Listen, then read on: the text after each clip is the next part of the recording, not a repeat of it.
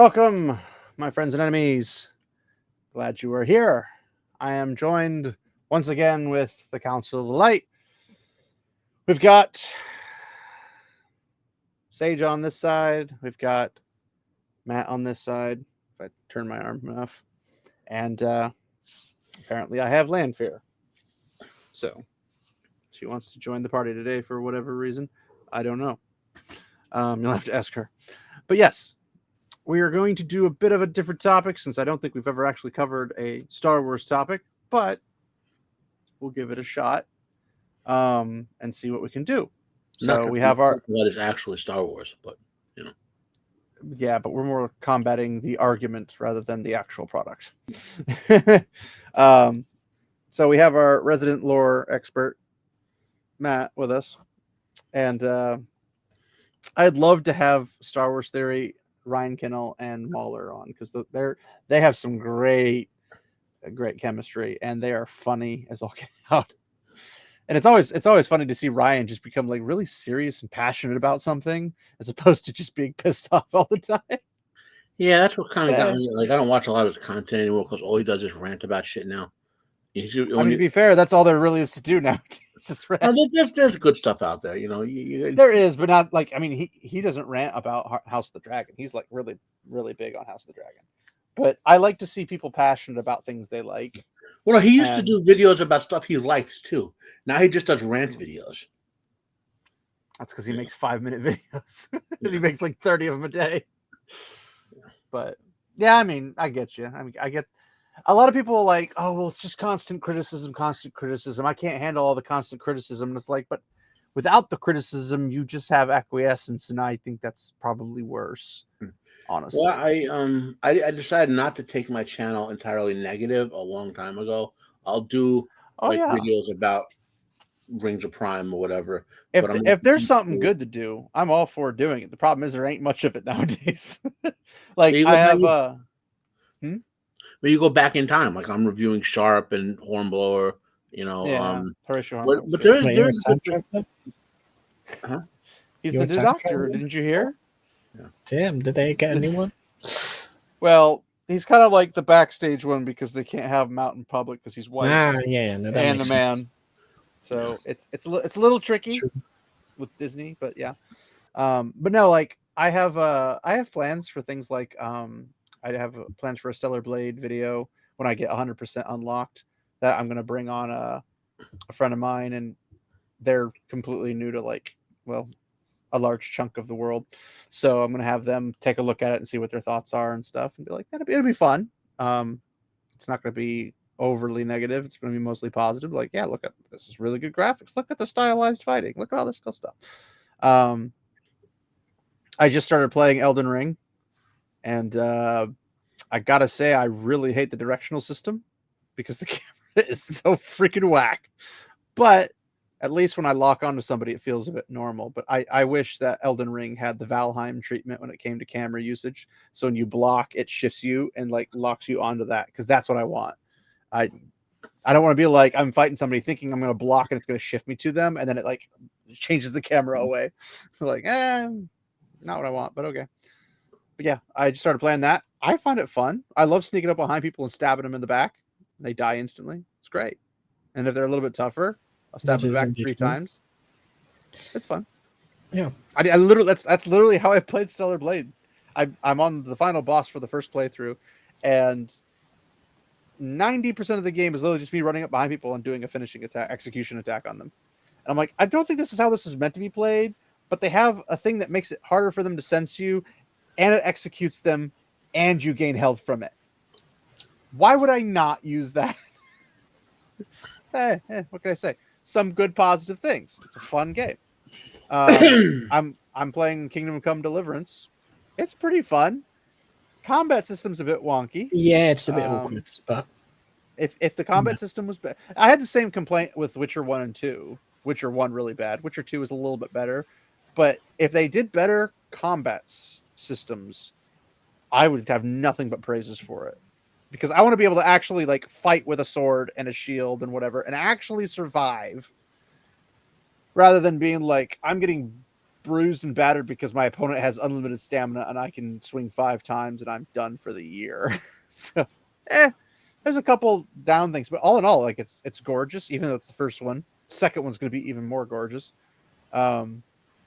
I'm trying to decide if I want to get them like physical copies. I don't even know. And that's the problem is like PlayStation 5. I don't even know if there are physical copies of these games or if it's just the disc with the download that you just download. Because Stellar Blade, you have to have the disc to play it.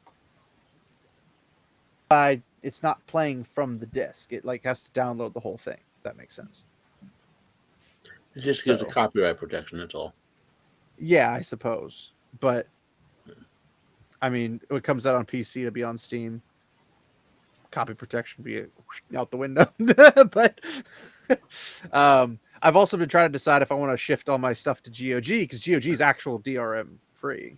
I was like, okay, well, DRM free for $3 as opposed to more and not DRM free on Steam, at least for single player games. Like I picked up GOG has a thing going right now for $3.19. You can get the Dragon Age Deluxe Edition, which is basically the first game and the expansion plus a bunch of content for $3.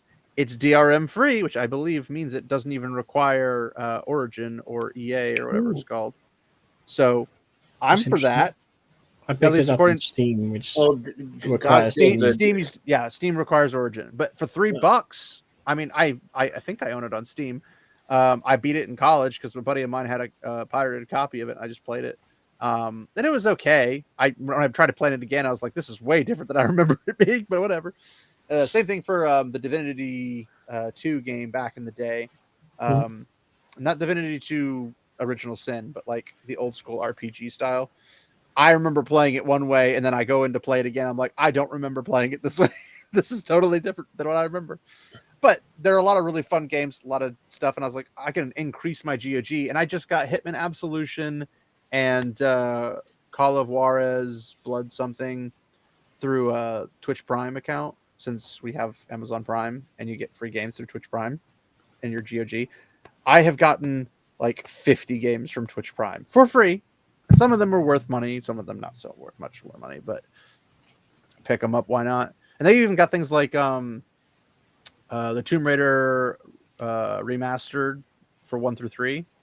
It's on sale for like $8 off on GOG. And I was like, I don't really need it right now. I have all the other Tomb Raiders of the good Lara Croft stuff, and I have one of the bad Lara Crofts, but that was like the first one, and I got it for free, so I didn't argue with it. But I probably won't play it. But they have a lot of really fun games that you can get. And I was like, well, if I get stuff on here, like they have Skyrim, but the problem is the one Skyrim mod I want to play doesn't allow the Steam or the GOG version of it. You have to have the Steam version of it. I'm like, yeah, that's a bit awkward. It's kind of annoying, but I gotta wait for that. The is the anniversary version edition or whatever. Anniversary upgrade. I gotta wait for that to go on sale on Steam, which I haven't checked, but it might be on sale. Allow me to check and be extremely over the top with that. Over the top. Anniversary upgrades $10. You've never seen Over the Top? It's a Sylvester Stallone movie about arm wrestling. I don't remember Over the Top right now. It's Killing Time. He goes, you gotta go over the top. What to win in arm wrestling? Over the top. No, I was thinking Bullet for My Valentine. Over the top. Right now it's killing time. The only way out is to die. I didn't listen to very much of it, but that was back in high school. So what can I say? I'm old now. But yeah, so it's on sale on Steam. I don't want it on GOG, but maybe if the regular game's on GOG, it's worth picking up because I have it. I have Skyrim on Steam. I have it on Switch, and actually, surprisingly, on Switch, it's really good. Like I was surprised. I mean, to be fair, it's a pretty old game, so but it's still like 40 gigs. But maybe because it's an old game, Switch can handle it. Maybe, but I mean, Skyrim wasn't very hard. I don't think it has it can't load the other ends of the planet or anything. But they did find one of the cool things they did is Bethesda found this new means to zip folder stuff. So like what you would see normally a zip folder, and it would shrink it down like 20% or something. They like zipped it and then zipped the zip into a zip and took this massive amount of data and shrunk it just so they could put it on a cartridge. Yeah. And handheld looks really, really good. Even on a TV, it looks okay, but it's not like amazing. Like better resolution would have helped, but all in all, it's not that bad. I use it as my vanilla playthrough, and then I use my Steam as my mod version. And if I go GOG, I'll have my GOG be my mod version, but not the mod version on Steam. Because Steam, I'll just turn into this other mod that has like hundreds, if not thousands, of mods packed into one. Like it's pre-packaged. And this is what I don't understand. Why would you not have the mods that you know work together pre-mod packed? So you just like grab it, put it in place. It's done. You hit play. You play with those mods. That's all people should want. But instead they're like, no, we're going to do this. It might be a creator thing. I don't know.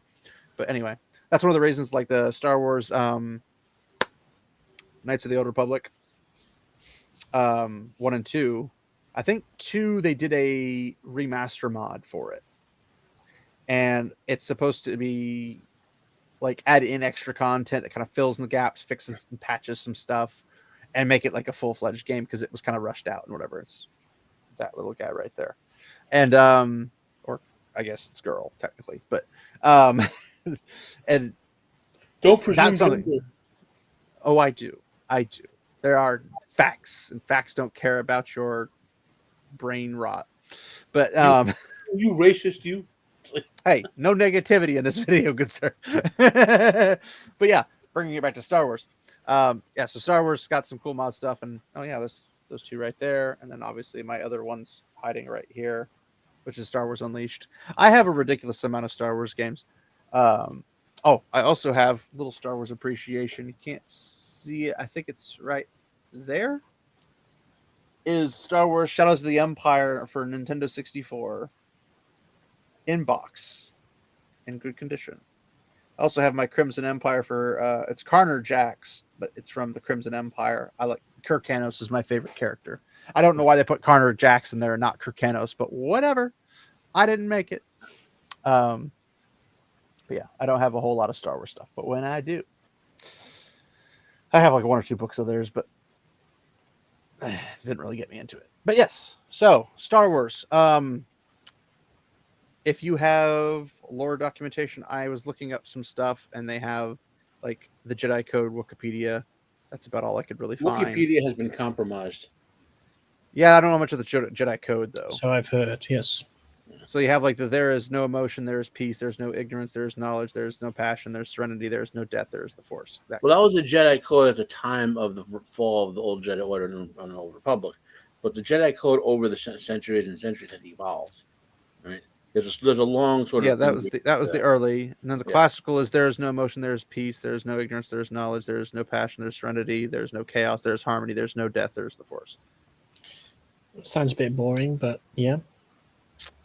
Yeah, and there's another one which is there is no emotion, there's peace, there's no ignorance, there's knowledge, there's no passion, there's serenity, there's no death, there's the Force, which is even shorter. I don't know why. They took out the harmony because reasons. Well, but another form, the Jedi Order has what happened in the old in real Star Wars, when George Lucas owned it, is over time the Jedi Order became sort of stuck in like in inaction, which is part by design of Palpatine / Sidious and Plagueis, as they drove the Force into imbalance, which is the living and universal Force. So the actual two sides of the Force, by the way. Okay. And as they suppressed the living Force, the Jedi became basically bound to the universal Force, which made them inactive, so to speak, and therefore emotions to those Jedi who were stuck on who were totally on the universal Force side of it, lead to the dark side. So, yeah. Let me pull this up real quick on. So, is there like a video or something we're reviewing, or no? Just trying to use the the wonderful, if I could find my tab again. I have so much on my computer trying to get this to work. We'll do this to freeze up some space. All right. So they've got their tenants, all that. They have like a whole bunch of different ones. One from the old Sith Wars. They're during the Galactic War, a fringe sect of Jedi called the Sixth Line had an extra line. It was, there's no contemplation, only duty. Like, so you don't think. Well, it's not about the Jedi Code. It's about the Force. The Jedi respond to the will of the Force, and the Force has two sides: the living Force, which is the day-to-day, like interactivity, immediacy, and all that, and the Universal Force, which is the big picture, the less impact, less day-to-day stuff. So when the Force is in balance, right? Since the Jedi respond and submit to the will of the Force, the Jedi are in balance, right? Whereas the Sith seek to impose their will on the on the Force itself. Now, technically, that means Sith aren't necessarily evil, right? Which is the way Lucas structured it, right? What is evil is driving the Force into imbalance, which makes the dark side more powerful. Because the light side, which is the side of the Force that responds to the positive emotions, right? Happiness, serenity, and all that. Dark side responds to negative emotions. Like Yoda said in episode 2, I believe it was, the dark side, the light side is inherently more powerful. But when the Force is in balance, right, the dark side gets more powerful, and that's what Plagueis and Sidious were doing. They wanted to increase the power of the dark side, and as well as make the Jedi. That's how they put the cloud of the Force up. The Jedi perceptions got weak, and they couldn't even detect the most powerful Sith Lord of all time, like literally shaking their hands. And that's why Darth Maul was there on Naboo, specifically to kill Qui-Gon, who was the last master of the living Force. And Anakin really needed to be trained by someone who was a master of the living Force, given his own nature. And that's in the EU post in Lucas, under Lucas, the old EU, the new Jedi Order under Luke, like Yoda trained Luke in something like a cross between Vapad and what he learned from Qui-Gon, Qui-Gon's Force Ghost. And so Luke was heavily on the living Force side of it, so to speak. And the new Jedi Order was actually kind of the opposite of the old Jedi Order. There were two in the immediate stuff. And eventually, it's a really big moment in all the novels when Luke finally figures out the Universal Force as well. His power level shoots through the roof because now he has the big picture. That's the thing, though, is why do you need to be taught by a Jedi Master if you have Jedi Force Ghosts for literally the entirety of the... Well, they don't... They're not... The first Jedi Force Ghost, true Jedi, was Qui-Gon. He learned a new way of the Force that was different than what they all have been taught. He came back... And they actually edited the scene. Wait, the Jedi were wrong? What? Well, prior to like Qui-Gon, the Universal Force was considered an attachment to remain like the way Qui-Gon was, right? So Qui-Gon came back and taught Yoda his new way of the Force, which basically allows anyone who attains it to become a Force Ghost, right? And he taught Obi-Wan. Right, and the reason he saw Anakin at the end because Anakin himself was part of the Force due to being the chosen one. Mm-hmm. So, I find it funny because they say it's because of the will of the Force that we do these things or that we follow these things, this code.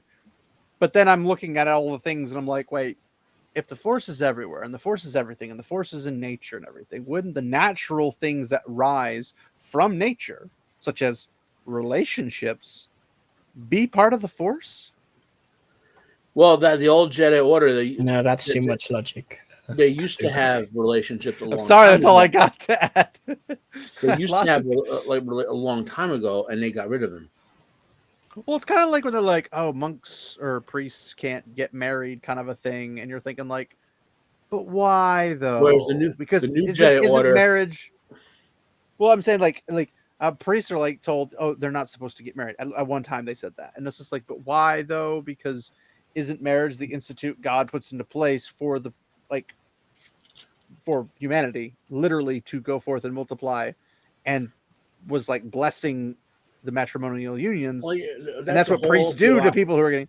Well, I know, but I'm saying like in terms of like saying that that's not allowed. And it's like, but wait, that's about as godly as you can get as being in a holy matrimonial relationship according to the doctrines. And then they're saying, well, we can't do that because we're priests. And then like later on, then they're like, okay, now it's okay. It's like, I'm confused. So, Why didn't you think about this beforehand? The Catholic theology version of that is the sacrament of marriage and the sacrament of holy orders are the same thing. Okay, it's a spiritual relationship, right? So when you marry someone, like a woman, let's say, you're entering a spiritual relationship with her where you wish for her to have full spiritual growth. That's the highest form of love, right? So when you take holy orders, which is you're getting the same sort of relationship with God, right? It's a love relationship. You can't have two of those. But you do, because if you do become a Christian, you're in that relationship with God. No, you're not. You're not the same as a priest. I mean, Moses got married and he was close to God. David got married. Again, you're God. Like, I don't want to. We could. I'm talking people like beyond the priesthood were with God, we could and they're spend hours debating theology, and I don't think. Well, no, I was trying to point you, like priest to Jedi comparison, to Force to religion. It's not an accurate comparison. Jedi don't love the Force. The Jedi submit themselves to the will of the Force. As far as I'm aware, Christians submit themselves to the will of God. So, but they also love God. Well, sure. You don't have to love God. That's a component. That's not the only. You don't have to love God to obey God's laws. Yeah, makes sense. I mean, you do have to love God to obey God's laws. Otherwise, you wouldn't have to do them. You can obey without loving. Yeah. Well, if love the Lord your God is one of those things, no, you can't. But regardless, I was making the comparison of an order making a logically questionable decision not to do something like attachments or a particular kind of knowledge. Because like having knowledge of the dark side of the Force and not succumbing to the dark side of the Force, at least to me, would seem better than not having any knowledge of the dark side of the Force and then becoming seduced by it because you don't know necessarily you're being seduced by it. Basically what Palpatine did to Anakin in seducing him over to the dark side of the Force. Well, Anakin didn't notice what was happening to him because he wasn't trained in the ways of the living Force. True, but neither were most of the Jedi around, apparently. Well, Yoda and Mace certainly were. Well, then why was Qui-Gon the only one living? Because they weren't. You're born. The way they explain the lore is you're innate in that attachment. You're innately aligned with one side or the other, and you learn the other one. Okay, so one's one of them draws one's you in. A learned ability. You are drawn to the living Force, which means you need to seek like Qui-Gon was always traveling, trying to fight for justice for the people and all that sort of stuff. Whereas those for the universe want to be involved with government and make everything like a bigger picture type of thing. So you're saying it's similar to like in Wheel of Time with like a wilder versus trained, like somebody had to learn how to use channels. Not quite. It's the same. That's I'm saying like one perhaps a wilder if you has had an affinity them. for air, you can do that sort of if innately. You're a woman, you do. Not necessarily. Well, women have water and air as their affinities. Men have it's more likely for women. Someone who has the draw of the living Force, who is inclined to the living Force, feels the need to act constantly, and they have to learn to control that, right? Whereas someone who has the sort of draw to the universal Force feels the need to always wait and think, and they have to learn to not always do that. Like the world of Force. They seem like they compete in terms. They're supposed to. Wait. You need to think on the light side. The light side. No, I thought I'm saying in the light side. With living in the universal Force, you need to think of yin and yang. Yeah. Right. They do compete. They constantly, and the balance comes from them. Well, being in balance, like equally competing, and the light side is just a way to act. It's a way you draw the Force with the higher emotion. It doesn't, right? And it's not. It has no. What I'm saying is that what you were saying, what Yoda and Mace Windu are versus what Qui-Gon are both on the light side, correct? Well, No, the light. You're not on the light side. The light side is how you use the power. Well, I'm saying like the tenants. The tenants are not dark tenants. Correct, but that's another. Yeah, but So a living force versus a universal force. I get the yin yang concept, but they're not teaching the dark tenants. They're only teaching the light tenants, which is absolutely not balanced. Both for what? No, you don't. Again, it is balanced because the sides of the force are the living and universal force, not the light and dark side. That's Lucas even said he misnamed them. If he had thought the whole thing out ahead of time, he would have called the light and the dark side. He would have just called the light and the dark. Yeah, but that's the same though, right? It would have worked the same, but it wouldn't have been confusing when he introduced the universal and the living force in the movies. Yeah, I'm trying to think, because if they're teaching the universal force, how do Sith Lords and Sith users, Sith apprentices and whatever, well, are they trying to use universal, or are they trying to avoid using universal? No. Okay, so the will of the force has a manifest through the living and universal force. Okay, so when a Jedi properly interprets in balance, right, what's going on, he is guided to do morally good actions, right? The Sith don't obey the will of the force. They impose their will over the force, right? I get the imposing of the will thing, but if they don't know the universal tenets or the light or whatever, the life force tenet or whatever Qui-Gon was, how are they able to impose it? Because wouldn't that just skew their results as opposed to creating good results? Because well, technically a Sith can do good if he doesn't drive the force into imbalance. Like if the Sith's will agrees with the will of the force, he can do good. Well, I mean, I get the concept that he could do good, but I'm saying if he's a Sith, he's gonna most likely naturally do bad. Well, remember, the thing is with the Sith is they also say to use the power of the dark side, most of them, and the dark side itself, it's not the dark side that corrupts you. It's constantly using those emotions. If your reason for doing something is always anger, you're gonna go bad, even in real life. Well, it's an angry person drinking alcohol, which just inflames the anger. Yeah, that's basically and I mean, it makes sense, but I feel like then you'd also have, on rare occasion, probably comparative to non, you'd have the passionless. What's the proper term for that? Like when somebody's devoid of like the emotion aspect, they just do things because they have their own motivations, but it's not necessarily emotional. Well, again, you don't dispassionate. You don't need emotions to obey the will of the force. You need emotions to draw on the force. What kind of emotions do you need to draw on the force? Well, to the light side, happiness, serenity, love, contentment. The dark side. Any of those, you don't need all of them. You just need one of them. Correct. You need the light side. You tap by using the positive, higher emotions, the more difficult ones, as Yoda says. The dark side, it's the reason it's easier but weaker is you use the baser emotions. But is like discontentment considered an emotion that would pull from the dark side? That's one of those deep into the EU. Like some novels will say one thing, some will say another.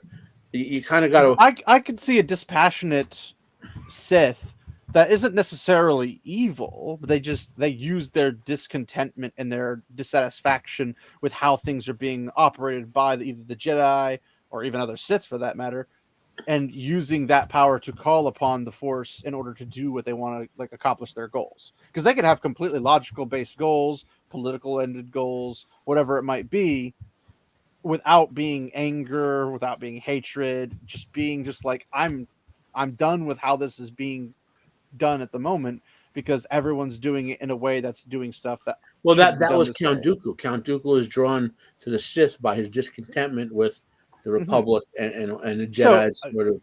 But Count Dooku could also help get a cat out of the tree and then let get away, or help a little lady across the street. Like he's not going because he's like hatred, anger, like all those obvious ones that everyone does. He seems a bit more straight, like straight laced mentally. Well, He's there. the teachings of the Sith are that you don't let the negative emotions control you. Yeah, but they say you don't let it control you by being that all the time. Well, that's a whole other like just because the Sith don't let hate control you. Be more hateful than hate. And it's just because the Sith claim that their way works doesn't mean it does. You know yeah. But that's what I'm saying. Like, if I had the choice to be a Jedi and follow these codes, which, in my humble opinion, don't make a lot of logical sense because of how you can do this. The Jedi Code, as Qui-Gon commented in the EU once, is open to interpretation. Exactly. How I you interpret it as wrong, but as a Jedi in general, but a Jedi Master, you have to interpret the will of the Force, right, and be taught to interpret the will of the Force. And to understand. But here's my point: is that if it's open to interpretation, and Anakin says, "I open to interpret this as I can have a relationship with Padme, and it's completely fine." Is the Jedi Order not going to step in and say, "Well, you can't have that interpretation"? They may, but then remember, the Jedi Order at the time was basically devoid of the living Force. They were devoid of a lot of things. In other words, what's supposed to happen is supposed to be a bunch of Jedi Masters on each who are drawn to each side, but who learn the other side, who are on the council, who are arguing all the time and debating and manifesting. Are you implying that the two-party system that should be there is a completely one-sided? Important to remember, okay. Before I get to, I have one comment is that the Force is the equivalent of God in the Star Wars universe. Humans cannot understand the mind of God, so to speak. So you can't fully, So that you have to keep that in mind when you interpret the will of the Force. You're not capable of fully interpreting the will. You have to sort of get that. That's why you have all the teachings and the debate between the different masters and stuff like that. Now as to what you said before, like that was something when you suppress the living Force, the masters of the living Force don't necessarily those who have the potential to become masters of the living Force don't necessarily join Jedi Council. Like Dooku, they leave, or like Dooku, they leave, or like Qui-Gon. So the Jedi Council doesn't behave like the White Tower, where they would hunt you down and either steal you or no. There's tons of Force users in the galaxy who like this is the thing about the witches of Dathomir that drove me crazy with this stupid fucking crapolite. Okay, like so in the lore, right? Tell us how you really feel. In the actual lore on Dathomir, the witches. Okay, so there was a female Jedi who was ultra strict, like as in like most people who they call good Jedi are actually still are not strict enough for her, and yeah. So she goes to this planet. She's exiled because her teachers are too strict, right? Too devoted to the light side. No compromise. Like, oh my God, you were angry once, you had to be executed. She was over the top. Okay. I don't think that's strict. That's ridiculous.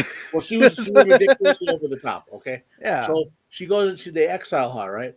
And she goes to. I think it's like, between 500 and 1,000 years BBY, which is before the Battle of Yavin. That's the Star Wars timeline. Okay. And she go find this planet where they have before the year of our Lord. Yeah. On this planet, there's a bunch of like clans warring over just like a bunch of stupid stuff, right? So she goes to the planet, and again, I'm grossly oversimplifying this because it's like multiple books and whatever. And she starts teaching them because they're all very powerful in the Force, and the whole planet becomes like dedicated to the light side of the Force, ultra strict, and the reason they have a problem with the Jedi is because they gave the Jedi too close to the dark side. So when the Jedi kept going there, they would get killed. Eventually, Yoda goes and like, wait a minute, you didn't learn the whole deal here, okay?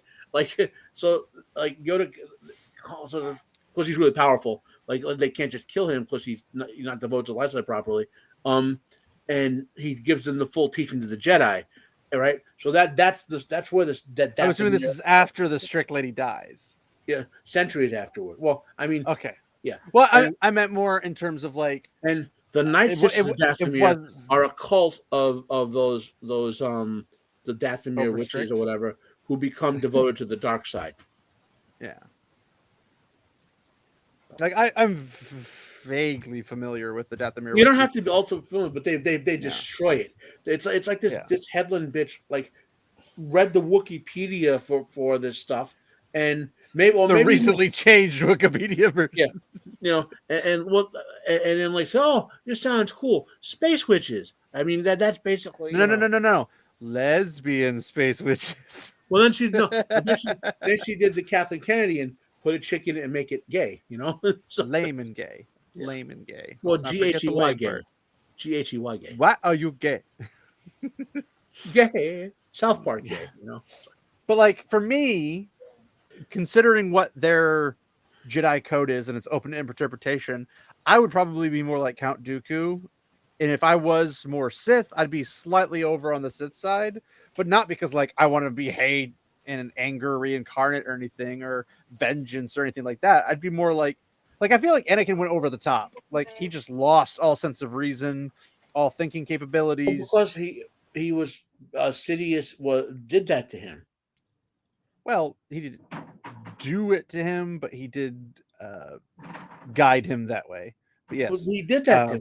He put it's not like he like brain stuck him with something. He did. And filled him with more. He did. The dreams Anakin was having were being guided and manipulated by Sidious. Guided and manipulated, yes. But what I'm saying is, it's not like he literally was sticking a needle in his head and shooting a bunch of stuff that makes him angry all the time. Like he didn't physically do anything to him, but he did guide him to it. He had the Force, so that's the thing people understand. Palpatine would constantly use the Force to manipulate people around him, and because they had to put the cloud over the Force, the Jedi, only Qui-Gon would have the power to see through that because of the living Force, right? Because he knew both.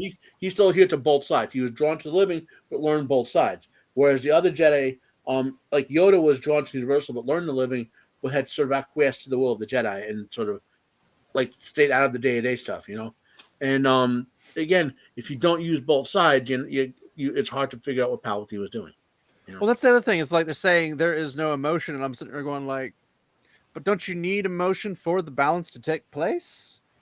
Because you need to know that there's emotion, but also that there is serenity. Well, it's supposed to be, there is no emotion doesn't mean you don't have emotion. It means you don't let the emotions make you choose your action. Well, yeah, but I mean, I know that like they have military groups, specifically the secret ones, where they grab like single guys that don't have any attachments to anybody, and it's like, don't get married because if somebody comes after your spouse, you're just going to try to pull you. But they also pull in some people that are married, and then those people they like have to keep the distance from their family. They have to have multiple identities, yada yada yada yada. Well, there's a name for that. This I can't remember what it's called, but they actually mentioned in the Andromeda Strain when Michael Crichton wrote the book. He mentioned in the book, and he was in the movie, where they came up with this idea sometime around the Cold War or before, where the ideal person to make a moral decision is an unmarried man with no children, because he'll think it all through and won't be drawn to, he won't be like, oh, I have to go protect my family above all else and screw the rest of everything else and screw up operations and stuff, which I understand, but not having relationships when people want to have relationships is almost more damaging than that. But it is maybe it is not a correct theory. I'll put it that way.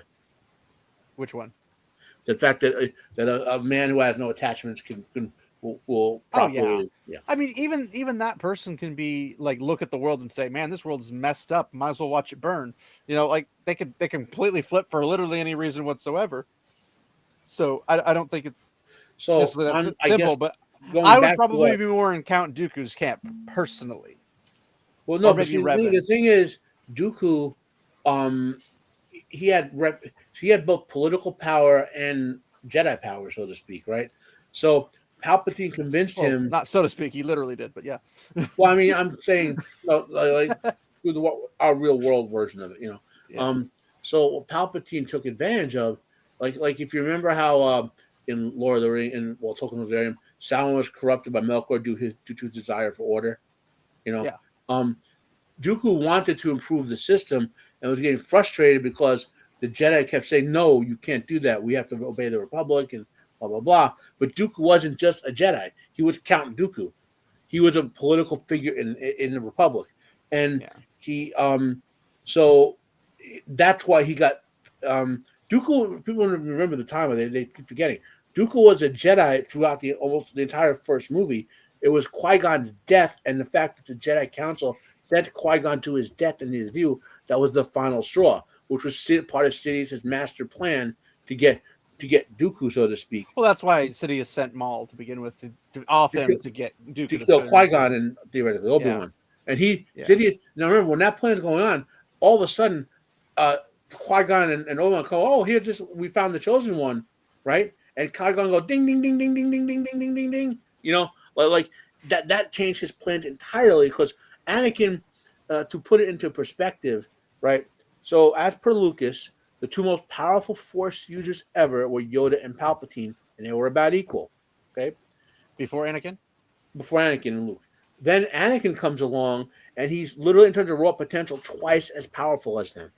Right? Yeah. Luke is equal to Anakin, by the way, to keep the story complete. It's actually funny because I heard a comment from a Geeks and Gamers Tuesday at my event. They were talking about like the midichlorians thing. So when Anakin got his arms and his legs cut off, he lost the midichlorians, which dropped his actual power levels. And I started laughing. I was like, that sounds so stupid.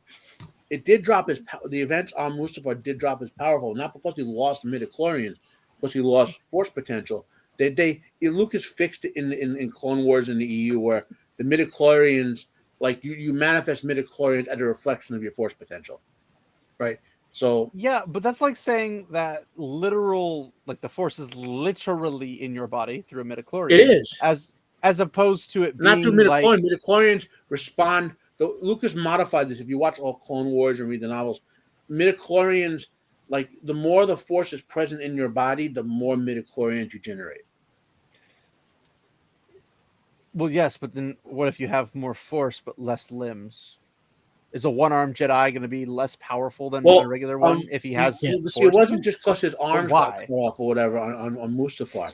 Anakin went midichlorians moved to a different body part. I don't know. Anakin went so into the dark side of the Force, used so much of the dark side that he began to burn out his own potential, and Palpatine locked that in with Sith alchemy. When Palpatine didn't have to put him in a Vader suit. He could have regenerated, put like Luke had the robot hand. Remember that? He could have put fake limbs on him and use a bacta tank to fix his lungs and everything. He didn't want to do that. He knew that if Anakin remained full potential, he would eventually remember the rule of the Sith: the master, the apprentice. The apprentice supposed to kill the master, right? Anakin literally, like at the time, for example, of Revenge of the Sith, right? Anakin was probably, had he been properly trained at that time by Qui-Gon, for example, he would have toasted Palpatine, him, you know. And already heard about those lesbian witch covens, and you know, I don't know if you saw had Mace trusted Anakin and taught him Vapad, Anakin could have crushed Palpatine, you know, like Palpatine, if Jedi weren't being stupid, maybe they would have a different outcome. You know, well, the thing is, none of them are people. Palpatine and Yoda are very much more powerful than any other Jedi. Mace is nowhere. It's quite a bit. I think Mace was 50,000 midichlorians or something, whatever, and Yoda and Palpatine was 70,000 or something like that. It was some crazy difference between Yoda and Palpatine and all the rest of them. And and Yoda had, by the time we get to Yoda in the movies, he's weaker than he used to be. Got to remember that, okay? And Yoda? Yeah, because he's old. As you age, your body weakens. You know. Well, that's the thing is I don't get is that the Force is all around us. The Force is in everything. Your body and its condition shouldn't affect the Force's capabilities on it. It is, but it's a limit that the reality. They don't want people to do what Palpatine tried to do, which was make himself immortal through a crushing. I'm not saying you have to be immortal. I'm just saying that. It'd be like saying Cadsuane Maligdran, when I know, but as she gets older, whatever, she's like 150 or something like that. As she gets older, her power doesn't drop.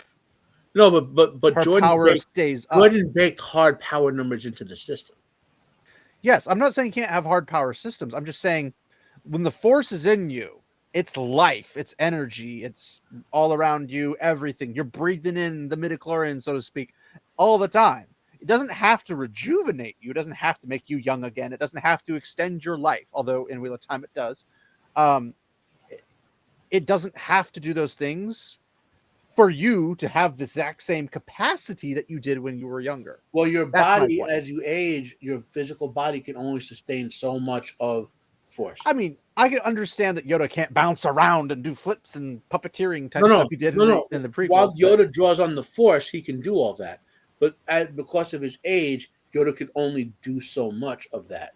Whereas in Palpatine, his workaround for that was eventually making himself clone bodies and all sorts of stuff like that. So transfer of consciousness, and Rise of Skywalker ended well. Well, no, he did the clones in the old EU as well. That's his. When Palpatine died on the Death Star, his consciousness went to a prepared clone body on Bast, I think it was called, or Bazit or something like that. And that's where the Star Wars Dark Empire, one of the better comic book series, comes from, where Luke gets drawn. That's where Luke becomes a Sith. He learns all the stuff from Palpatine, gets drawn to the dark side, but then comes back, and that's how Luke knows all the Sith techniques and all the Jedi techniques. Because Palpatine teaches them all to him. It's like, yeah. I was pointing out things like, if you consider, I'm coming at this from pure logic. I'm not coming at this from all knowledge. I'm not coming at this from everything else. But from a logical perspective, is the Force considered a physical being, an immaterial being? What is it considered? The Force is an energy field that surrounds all living things. But it's a limitless energy field. It's not like it will be drained eventually. And as far as humans know. Okay. So you have a limitless energy thing, as far as we know. It's going through everything. It's around everything. It's all over the place. The second law of thermodynamics. It's Star Wars. What did you expect? Pew pew in space, buddy. Where's your suspension of disbelief? but like what I'm saying is like, you have this energy force. I can understand physically being slowed down, physically not being able to do things, but Yoda should be able to go just three little fingers or whatever, and like pull, the X-wing out without him being like, oh, my physical body is sustaining weight damage from this. Here's where you do to get similarity to the Wheel of Time, right? When they say the Force surrounds and rises from all living things, he's not saying living things are the source of the Force. He's saying I'm not saying that either.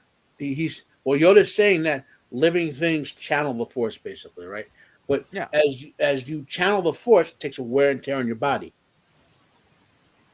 Just like how you get tired from channeling in Wheel of Time. Yeah, but channeling in Wheel of Time is slightly different. I'm just saying what it is in Star Wars. You have like a built-in reservoir, and that reservoir has to refill.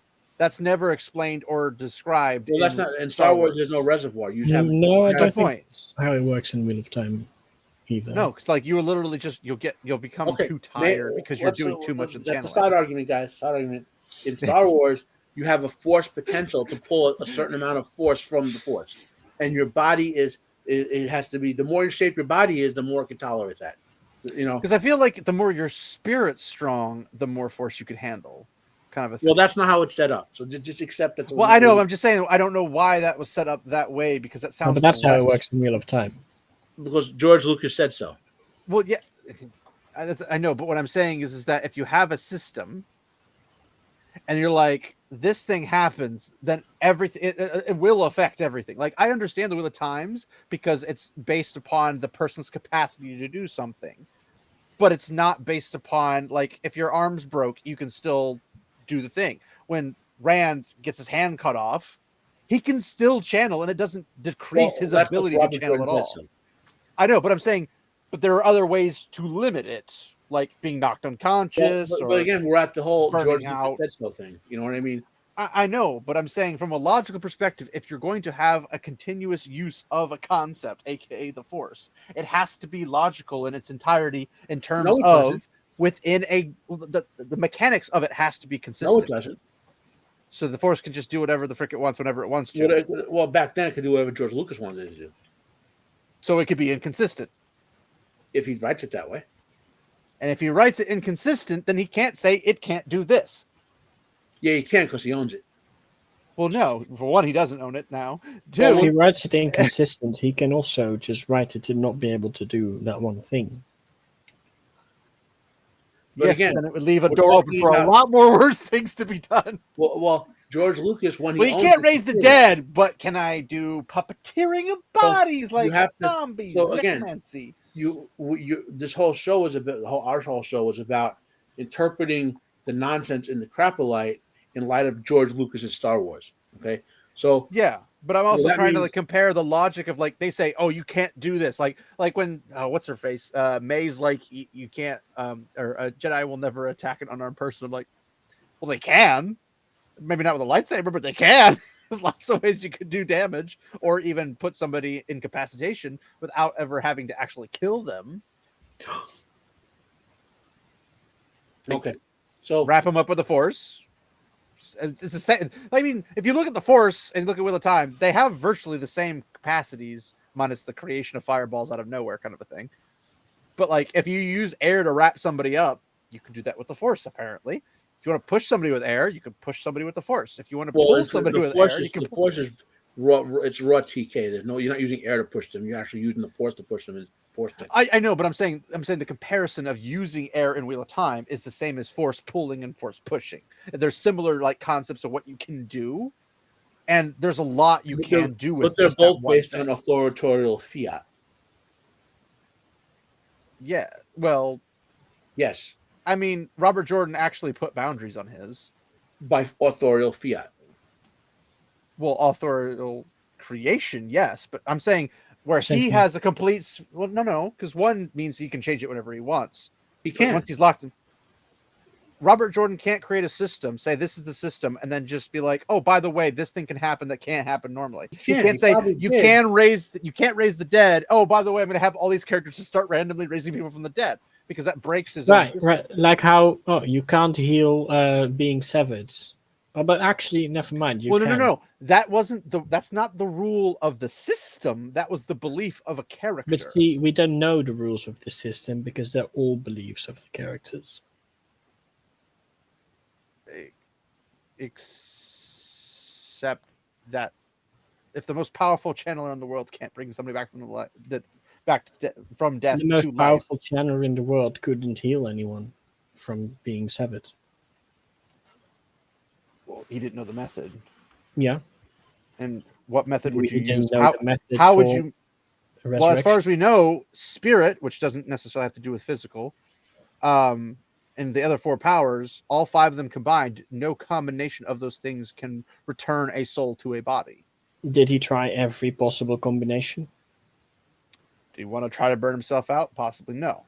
No. So he doesn't know if it's actually definitely not possible. I guess just to say, is it third age? The current age? Maybe. I think it's third age, right? Because they go into the fourth age after the Divine Hell, right? I mean, third age makes sense. Third age is Lord of the Rings, so I'm just thinking that's it is the third age because it's the Lord of the Rings. That's the direct comparison. Yeah, there you go, third age. So Luz Theron Telamon would probably be arguably one of the most knowledgeable Aes Sedai probably to ever live. Well, what have they not tried at that point? And I'm talking all of Aes Sedai as an entirety whole, comparative to just the one single person. But if somebody, you tell me, any Aes Sedai went out and said, somebody died, You're assuming facts, not in evidence. What if the same argument facts could be, based off of life? You cannot assume any facts. You cannot assume any facts. All the Aes Sedai in the Age of Legends have never figured out how to heal severing. Why do you think it would be any difference for resurrection? Well, I also don't think they were severing people either, so I don't know. No, they were. They definitely were. Who are they severing? There were more Forsaken than those who we got in the Third Age. Yeah, but you weren't severing them; you were killing them outright, like in battle. We don't know. Severing is like you capture somebody, you're like, I'm cutting you off. But if you cut them off, they would just go back to the dark one and then get reinstated again. But if you need intelligence, you would cut them off so you could interrogate them. Mm-hmm. I mean, you could technically just shield them for that, but yeah. But shielding is dangerous because they can escape. Oh, that depends on how smart you are. But I will So never we- claim to say Aes Sedai were notoriously intelligent. I will never claim that, so don't worry. But I guess what I'm saying is that when I look at the Wheel of Time, there's a definitive line of like what you can and can't do. If like the law of, I don't want to say like a physics law, so to speak, in the magic world would be like if you pull too much, you will burn yourself out or implode yourself. Sure. That's a rule. Right. Well, it's not. Okay. There is no, well, if I do this weave, I could bypass that. No, it's like literally like if you try. Well, there Sure. is a way to Die. bypass that. They have the Terangriel. The Shodan Call? the Angriel and Well, the the Sangriel. other ones. Well, the Shodan. I think you can those, still burn out from the. Those are. Not the point that Rand was going to blow the planet up. Sa'angreal and Clearly, you can draw Angreal. that much energy, so it's like. Well, Angreal and Sa'angreal only allow. It's like a limit booster, but Yeah. it's not you who's increased. It's just it increases. But they So can't it's put a way you. around it. It's a I know, loophole. but I'm saying like they are not pulling themselves. They're pulling through something else. But they can't put a So- way around it, is the point. It's like saying I have a cup. I put the straw through the cup into the lake. I can drink more. It's like, well, you're not drinking the cup. You're drinking the actual thing. So nothing, it's like nothing like that exists in Star Wars. You cannot find a way around the drawing more of the Force. Only living things can do it, and it's based on the capacity of your body to tolerate it. So how does the small, tiny little dude have more than the tall dude? You're born with Force Density potential. might be different, right? Density. Force density. Can I suck the It's not- midichlorians it's not- out of somebody it's not else based into on me? your mass. It's not based on your mass. It's based on you. You're born with a certain amount of potential. Let's go. Like Yoda was born in 90,000. But potential's not a physical thing, but midichlorians are. Midichlorians Okay. are a reaction to your potential. That's what I'm saying. If midichlorians, which are physical, correct? They are physical? I'm not sure. Are they? They are physical, but they don't. I got yes. Midichlorians do not give you force ability. You can't just inject midichlorians to people. Damn. So midichlorians have absolutely nothing to do. Your Except body for manifests more representation. midichlorians in proportion to your force potential. They're like a side effect, or I'm struggling with this concept. The same way that if something is there because you have a ton of something, and it's like a doubling effect, but it's a the same way that if you blank have doubling effect. if you so it have doesn't a do virus, anything, but it's your there. body can detect in your blood more antigens, for example, right? Antibodies and Mhm. stuff, yeah. Antibodies, antigens. When a person has more force potential, you can detect in their blood more midichlorians. Yes, but what I'm saying is that if midichlorians are not the force, they don't give you force potential, they don't give you force power, they don't give you any force things at all. They are a duplicate of the force, but They're not a a duplicate blank. of the force. No. They're a I'm saying, reaction like, of a living thing to the force potential in a living thing. that's what I'm saying. It's like a physical entity of something that's not physical. No, it's not. So why are they there? Because that's how living things react to the force potential that's in them. Sage, do you understand what I'm saying? no. Maybe I'm poorly describing it, but what I'm trying to say is that you have the force, which is not physically in your bloodstream. It's not physically. You can't go to the doctors and be like, "Well, it looks like you got some force there." Like, Sure. you can't do that. Mhm. So the midichlorians are a representation of the force in your body. No. No. Your body reacts to your force potential, how much you have of it, by generating midichlorians. The midichlorians themselves have nothing to do with the force. The force. But you can measure them and get an Yeah, indication of someone's force potential, but it's not itself. How would you know it's an accurate representation of what you have in force power or force strength? Because they've I I don't don't know, know. they don't We have- might have How- scientists that figured out that midichlorians studying have a it. way How- to do that. Well, I know, but they'd figure out like, oh, there's this many midichlorians. Well, how does that compare to how much power you have? Well, you got Yeah. 600 million, or you got 15. Like, I don't know. over maybe the course they of have a 20,000 force years, the power. Jedi have that figured it out. How? Maybe they get people to do a Because force in order see to how do much a they can scientific experiment on that, you'd have to have accurate numbers representing accurate parts Well, how of did the they algorithm figure you're out trying to what participate. level of antibodies represent a level of disease in your body? A level of what? how When much you disease. get a disease, your body generates antibodies trying to fight it off, and they could tell by how Not always accurately either. Well, actually, fairly accurately. What I'm saying is it tries, but it's not always accurate. Like Sure, there are it's times where easy. you don't have enough, For or For the you have too diseases that much. we know about that have been around a while, it is very accurate. Yes, I can tell you but that. you're also looking at antibodies following a genetic code, and we also know the genetic code is like the That longest instruction totally manual in irrelevant. the history of it. You're reaching for something there. Okay. That's not irrelevant. If your body functions in a very specific way because due to an instruction manual, it's going to behave that way. And human beings That makes sense. But a human beings midichlorian is not are something that almost would happen that genetically way. identical to one another. Is in being human? Yes. Yeah. Correct.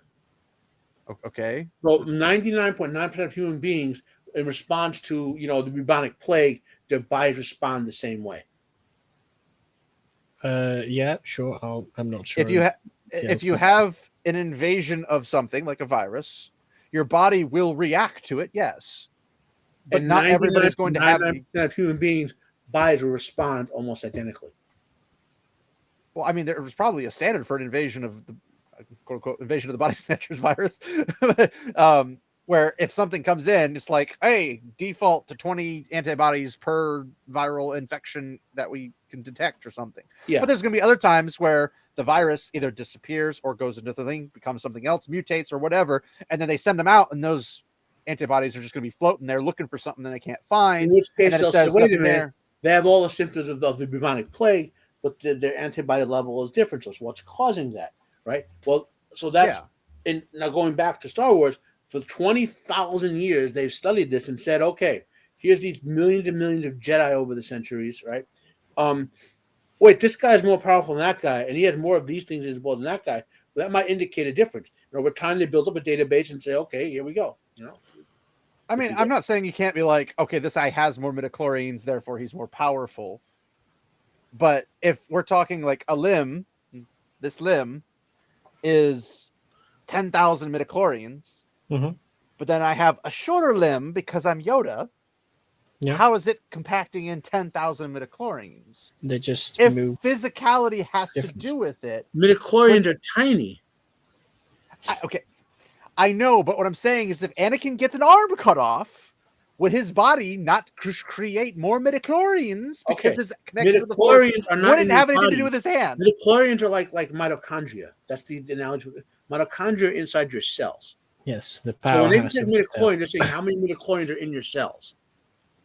Okay, but what I'm saying is that if he loses his arm, it would just transfer to another body part and it would be the same number. Okay, wait a minute. So is the measurement of midichlorians that's important, the midichlorian density, rather than the total amount? It measures how many midichlorians are in your cells. Yeah, okay, so each cell has a number of midichlorians. The same number of midichlorians throughout your body, basically. Yeah, okay. Cool. But so it's this is what I'm trying to figure out. So with someone who's stronger has in one cell more midichlorians. The more force potential you have, the more midichlorians will be found in your cells. Okay, cool. Because I'm trying to figure out, and this is just speaking.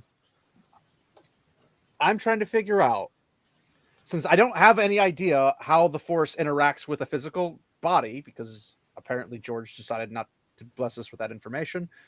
Because if it was something like Wheel of Time, they can see the actual connection. That's what they sever when you're stilled or gentle. There's an actual connection. Strong words. Huh? Well, I'm saying like they can see through weaves and stuff. Like they know what they're supposed to cut. They know that there is a connection. So there's a magical force, and then there's a physical body, and there's a connection between the two. There isn't that with the Force. It's just there. You're floating in it at all times, even in the vacuum of space. You just have it somehow. So now we're saying, well, but from a physical perspective, if you're missing a limb, you're missing your physical force power somehow. Well, what's happening is you have less body, so for relative to what you have, not relative. Remember, it's relative. To what So it's you not a have. connection to the Force; it's your mass. Your body for you, and again, because Yoda is smaller and Dooku is bigger, has no bearing on this. It's relative to you, right? Because you have less mass of your body, you can sustain drawing less of the Force through your body. But couldn't I just have per cell midichlorian increase count with less limbs? No, because you okay. Do you know what organelles are? Vaguely. Not off the top of my head. Well, in a cell, there's a cell is not a solid thing. It's actually a bag full of fluid. It has a nucleus. It has things outside the nucleus floating around, like mitochondria. I mean, yeah, I know They're that. called organelles, right? They're all the little part of things in a cell. That a cell is almost like a tiny living thing on its own, and which it makes sense because the earliest cells were basically single cell living organisms. Okay, Okay. those are prokaryotic life forms, and eukaryotic life forms like us are multicellular, where each cell is still a living organism, but they've merged permanently into one larger multicellular living organism. Okay, so that's a real world science made simple. Very simple. Yeah, midichlorians are like another organelle inside the cells, and every cell in a Force user's body manifests a certain number of midichlorians relative to their Force potential.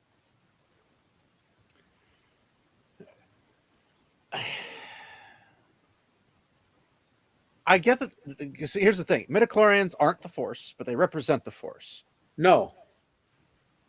Well, it represents your power of Force. The amount of midichlorians detected in your cells is reflective of your Force potential. Reflected and represented are the same thing. No, they're not. How are they not? A reflection is represent. Okay, so if it reflects the Force, it's how your body is responding to the Force. Okay, if it were to represent the Force, the midichlorians themselves will be part of the Force.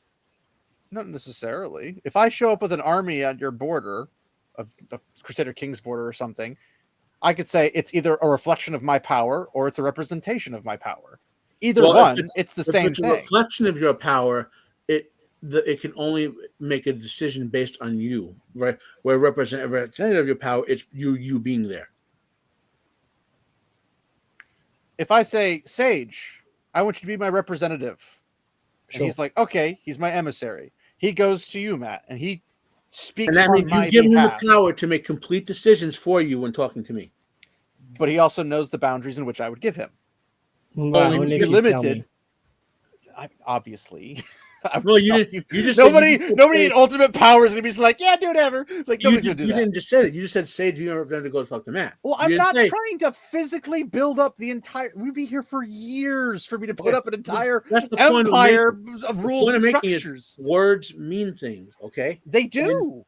I get that, but words also mean more than one thing. They're not limited to what we haven't had. George Lucas, in his words, said specifically that midichlorians, again with the Clone Wars follow up to the stupid line in the movie, said that a living thing generates midichlorians in proportion to their Force potential. Yes, it's the buds of the stick show how much growth is going through it. I get that part. But the midichlorians themselves do not give you the ability to use the Force. I know, but I'm not saying that they are. I'm saying they represent that the Force is in this thing by how much quantity. That's all I'm saying. But that's representing, just like reflecting. They're both used that way, but they both have different meanings entirely. Like you could say, well, you're using the word representative in that case to be synonymous with reflection, but the standard use of representative is I am. Is not synonymous with reflection. I'm not trying to use it in a non-synonymous. That would be illogical. But what I'm saying is that if I was doing it in the way necessarily how you're giving the argument, I would be saying like, well, then the midichlorians are reflecting the Force and keeping it away from the person. Like that wouldn't make any sense. That's why you have to, for one, charitable view of how I'm speaking. What I'm very clearly saying is the midichlorians present in your body are a reflection of your Force potential. It's an observable power scaling, I guess? Sure. Yes. Okay. I'm trying to figure out how, because... Magic? I don't know. Because there's that. Because George But Lucas it's an energy field. It's not magic. It's actually there, but it's not. I can't. Is it a different dimension? Don't know. Like, is it an overlay? Because you can't see it. George Lucas didn't feel the need to be more specific than he was. I hate when authors do that. It's lazy. You don't have to break all the mysteriousness to it, but at the same time, if you're going to put something in play and then say no, you can't do that. It's not every author can be J.R.R. Tolkien. Okay, that's the problem. Is they should try. But even Robert Jordan gives me more to work with, where I can look at things and say, okay, I can see from the perspective of people who have studied, people who have tried these things, because there are people who have, like, we know in the books that Aes Sedai have tried things and they have disappeared, they have died, they have burned out for trying things, and they know that those things that they tried are in fact dangerous. So let's say, because we have 3,000 years, we don't know every little detail, but for all we know, they did every combination you could possibly do to try to raise a dead person, and every single one failed. Or maybe they found out that that's actually more of a dark one kind of a thing, and we want to stay away from the shadow because that could be end poorly. Because Lord of the Grave and all that jazz, which would mean that the creator did not intend you to do that, because that's the life cycle, which is supposedly, because he's a deistic creator, the life cycle he put into play. The pattern is a life cycle. You put all the comparisons. You got the yin yang of the light and the dark.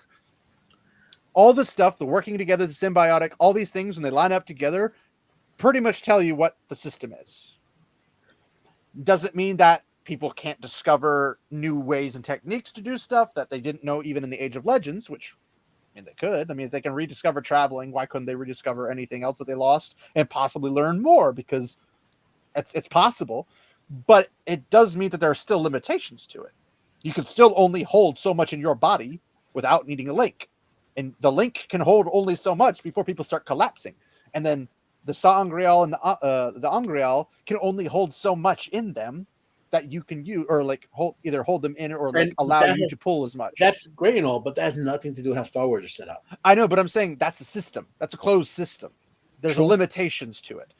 I don't see any of that in Star Wars, because I can't tell if it's like I'm connected via spirit, because we know spirits exist because they have force ghosts.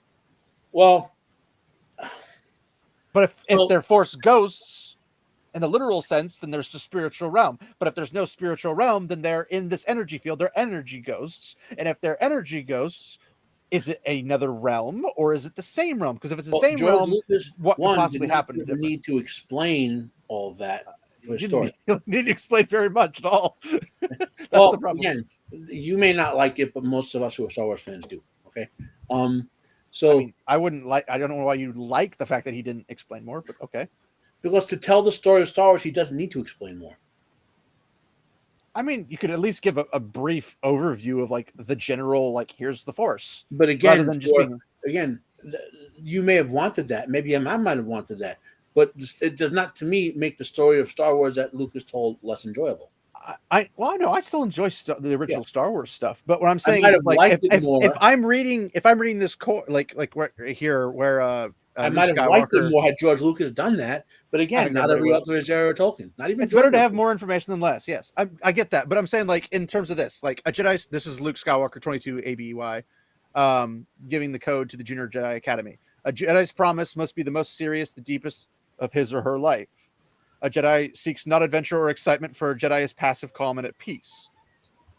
Well, I guess that means freaking Obi-Wan Kenobi and Anakin Skywalker are toast, because they went off and did adventurous stuff and they enjoyed it in some instances, and they were excited about a lot of it. Well, Luke's Jedi Code was about, because Luke was living Force predominantly, was about balance, about controlling your urge to go and interfere in everything. Because what's his face? Was it Kyle Katarn or no idea. I'm trying to remember the name at the beginning of the Yuuzhan Vong invasion, which is the Jedi Order series. He was a Jedi, and because of his rash and precipitous actions, everyone, including the Jedi and the New Republic, blamed him for the planet being destroyed because he was rash and precipitous. Right, so he gave in to the living Force. So he had to act. He had to do something. And everyone said, "No, you should have restrained yourself and thought about what you did carefully. So Luke's Jedi Code is about, okay, we have this urge to do everything, the living force, right? But we have to sort of stop, breathe, and think. Because Luke doesn't yet know about the universal force. He kind of knows, but he doesn't have the training for it. To say what, and that's the proper way to balance the urges of the living force are the sort of restraint of the universal force, right? So if you're Luke or Anakin or Qui-Gon who's drawn to that immediately, the need to act, these visions in your head that tell you horrible things are going to occur and whatever. Well, right? but things like this, like a Jedi never acts from hatred, anger, fear, or aggression, but acts when calm and at peace with the Force. Does that include righteous anger, or do you just never have feelings? Well, Period. Luke learns the universal force, and when he does that, he can manifest what's called electric judgment, which is the light side version of Sith lightning. Interesting. But righteous fury, righteous anger be like seeing let's say a Sith. Again, let's say a Sith shows up and starts killing younglings at a Jedi temple. So are you allowed to be like, I'm not okay with this? Remember, I know Mace, for example, in Vapad, Mace takes those darker urges which generate the dark side and feed them back against the dark side user with his force ability. Yeah. When Yoda blocked force lightning, people forget this. He was using the dark side to block force lightning. He's a dark but force because user. Yoda I always knew he was evil. But Yoda has learned the universal and the living force. He could control his urges to darkness because and say, okay, I'd use it once, breathe, step back, get serenity back. So, controlling means you could use anger, fear, etc. You just have to be in control of it rather than it controlling you. But you can't. The thing is, the dark side's addictive. You can't keep using it constantly, right? So you got to use it and stop. Well, doing the good stuff could be addicting too. Too much of anything, including a good thing, is too much. That was the point of Qui-Gon. That was one of Qui-Gon's points, where you guys you're too much of the good thing, so to speak, of doing nothing. Yeah. And I guess what I'm saying is that's what I'm saying is that in this open circuit, because as far as we know, this is unlimited in every direction whatsoever.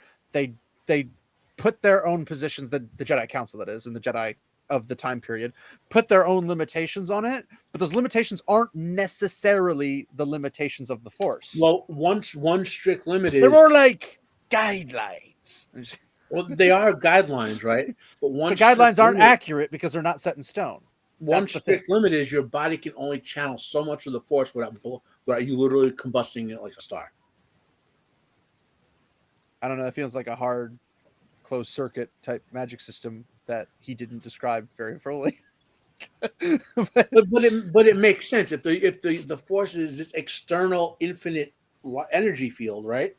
You can only take so much of it through your finite form. Remember, the Force is God. You can't understand God. You don't have his power. I mean, if you treat the Force like Gatorade, you can technically piss it out while drinking it simultaneously. But that's not. But you'll never be full. you can only draw in so much liquid for your body. You can literally over. There's a name for it. If you have too much liquid in your body, what the fuck? Don't know. I'm trying to remember, but I almost suffered it. A liquid? Yeah. People who can't urinate, for example, come down with it all the time. Your body can't purge liquids. Not anyway, a butthole. I don't know. we're getting sidetracked. Point is, can't poop. No, your body like anyway. We're getting sidetracked. There's a medical condition where you're the one who's sidetracked.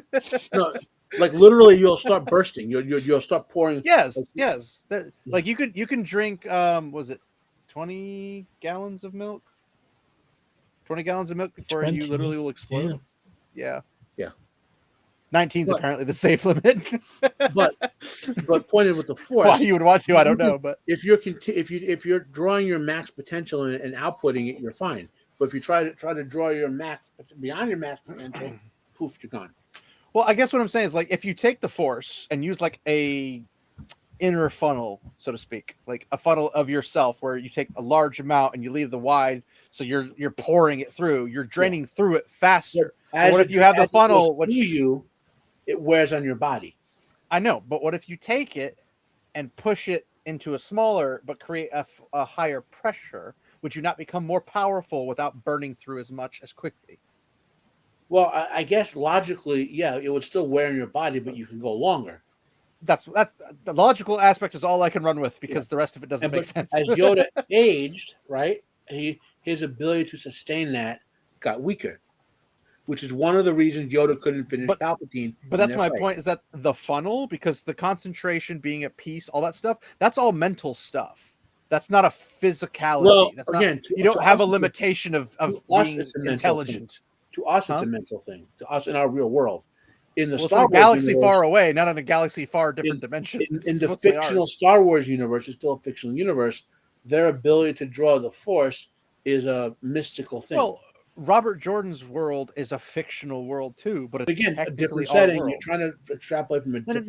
No. I'm saying the setting is our dimension. It's our world, so to speak. Like in our universe, it's just Star Wars is way over there, and we're over here, and we could never know if it's actually real or not. It's very far away. Well, no, but it's Star Wars, away. But it would still bow to certain things that are similar to us. That's how we can look at these characters and say, oh, when these humans behave this way, we behave the same way, so we can relate to them. Yeah. Because if they worked completely different, we would be like, I don't understand how that works. Like, how is he running at 3,000 miles an hour?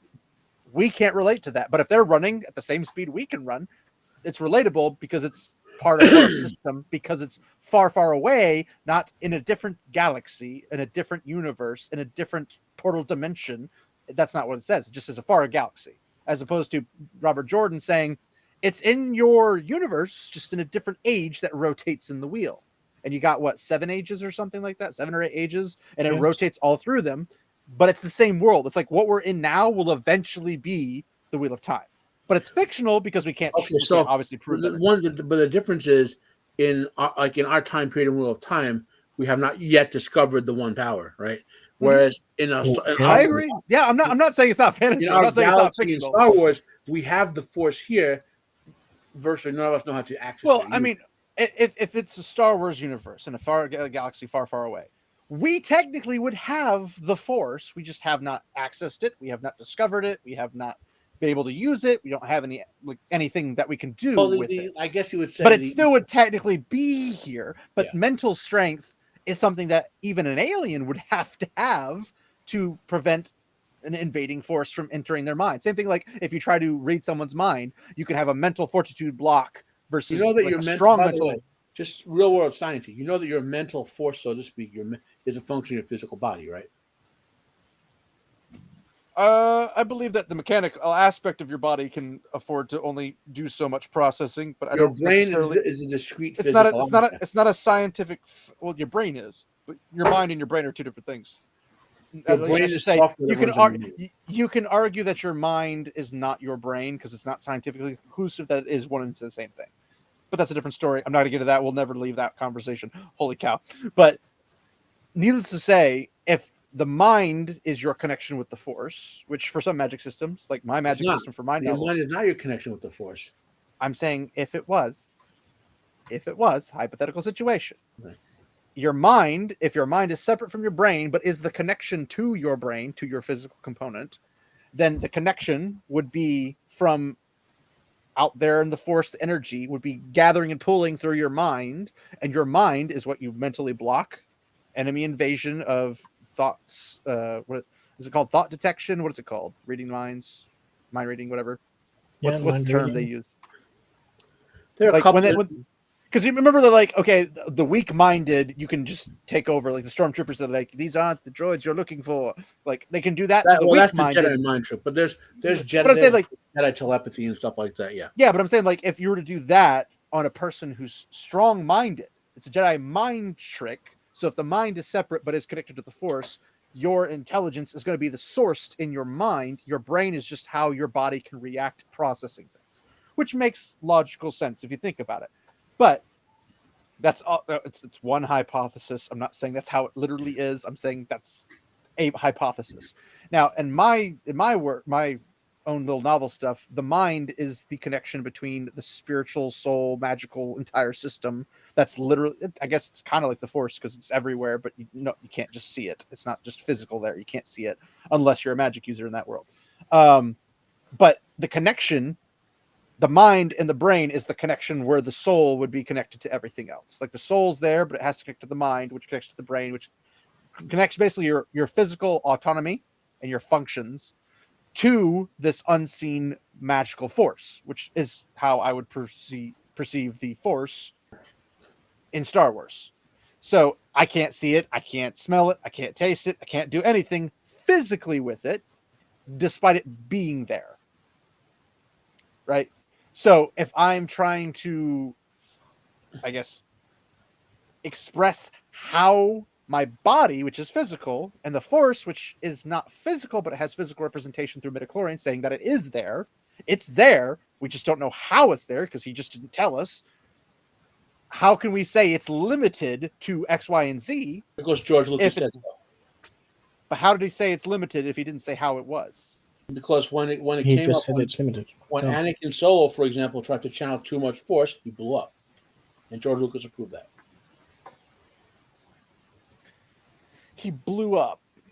His body literally, like he pulled so much force into his cells that his cells lit up like a star going nova. So the force is either physical or immaterial. There's only two options as far as That's unless your there's a that's your third choice. dimension. Unless there's a third dimension that he Again, never said yes that's to. You're trying to put an external thing on what George Lucas said for his setting. No, I'm only applying logic. That's literally the only thing I'm doing. But you have to base your logic on George Lucas's setting. If it was non-force but it was magic, it would be a spiritual aspect, or it would be a physical you have aspect. to George Lucas setting has a set of rules. You have to base your logic on George Lucas's Not very rules good ones. That's irrelevant. But what I'm saying is that if he says it's not physical and it's not immaterial, then what is it? He doesn't. He never. How does it have a physical representation in something, but it's not physical? Why would there be any physicality to it? George didn't care. Clearly, I mean, I personally care more about my stories than he apparently cared about his, but that's a different story. But I'm just saying, from a logical perspective, if I'm looking at somebody and they're saying, well, I have to be in control of my anger. I have to be in control of my fear. I have to be in control. I was like, well, do you just not be afraid? Because that's heavily unbalanced because you're in one side. You're not going to be balanced fear with courage or fear with control. Like you're not balancing them. You're literally just chucking one out the window and saying, I only have this one, which is going to drop it weight. And the other side's going to fling right up. That's not balanced. So you can't say that's the force in balance.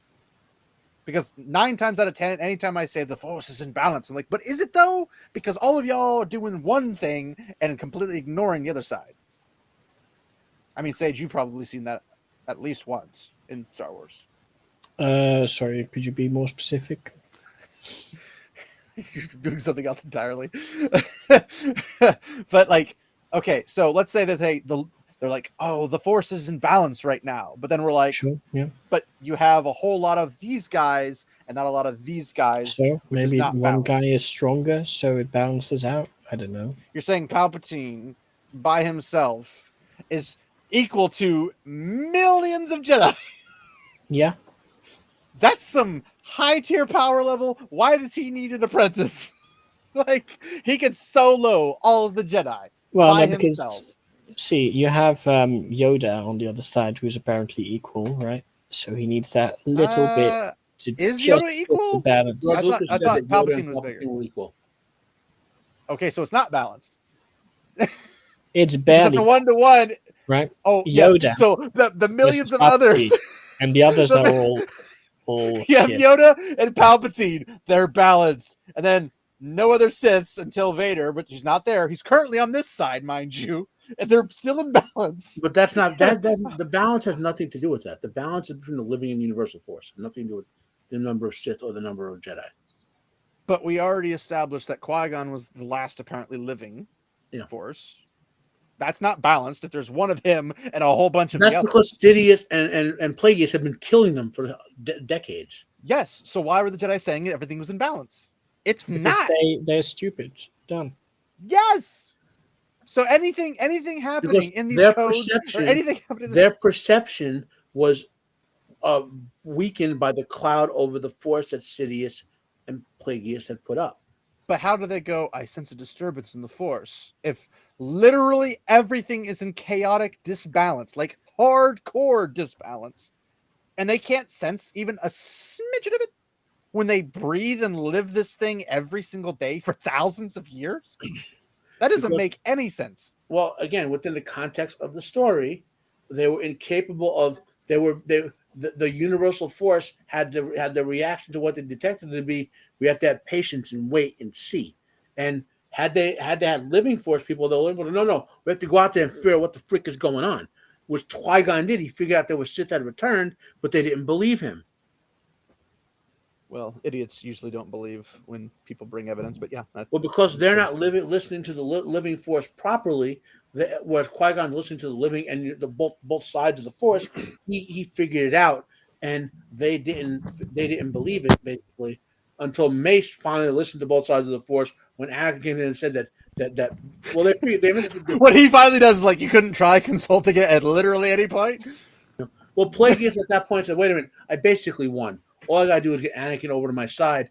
I'll tell him I'm a Sith, so he'll go tell Mace he'll basically go tell Mace, and Mace will come and basically try to arrest me, and I will use that." So is the Force only disturbed when you ask if it's disturbed, or it's disturbed naturally? Because when they say, I sense a disturbance in the Force, like when Ben Kenobi's on the Millennium Falcon and they're heading towards Alderaan, right?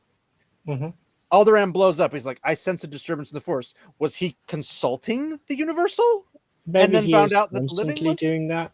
Well, at that point, or is his Force radar, which is going off, is all of a sudden like blip blip blip blip blip, something's going on. Yeah, I like that answer more. I'm better than George Lucas. What? No. But like, when somebody says, "Oh, I can utilize the Force in a Universal," well, if you're only doing Universal and you're not accessing the living, your sense of it is not balanced. You don't use the Universal Force. You only use the light side or the dark side. So how do you access living versus Universal You versus don't light and dark? I see the light and will dark of the this way, Force- and I see these go away. So the I will don't see the them will the of same the way. Force has two aspects: a yin and yang, universal and living. So when you are a Jedi Master or a Jedi or whatever, one of those sides inherently you feel more drawn towards. Okay, you get more natural information from it. Is one way to think of it. Okay. You're guided by it more so, right? The other side, you have to be taught to be guided by it, right? To put it in balance, right? So now, innate versus active learning. Kind of. That might be a way to think about it. The point I'm getting at is it's not that you just use the Force, right? And to use the Force, you either use your higher emotions and get the light side, or the baser emotion to get the dark side. That's when you use the Force. But when you listen to the Force, it has two aspects, the living and universal, that give you different sets of data. For example, living Force is day to day, what's going around me, a sense of immediacy. Universal is what's the bigger picture. Take a step back, look at the bigger picture, be patient, and if you have both, if you're listening to the full will of the Force and you're trained properly and you're getting both, you get the big picture. Qui-Gon got the big picture, right? The other Jedi, for whatever reason, because of the suppression of the living Force, the no masters who are all the living Force masters have basically been ostracized or killed off. I guess what I'm saying is that if Qui-Gon comes to the council and he's like, hey, I have evidence of this, and Mace Windu apparently at any time can consult both sides, but they're like, we don't believe you. But he's drawn to one. He can be drawn. That's fine. But I'm saying being active. The other side, the information from the other side is being obscured by Palpatine at the time. Well, Plagueis and so Palpatine has access to control the radar system of the Force's ability to tell you something's wrong. What Plagueis and Palpatine did was so offensive to the Force that they manifested Anakin.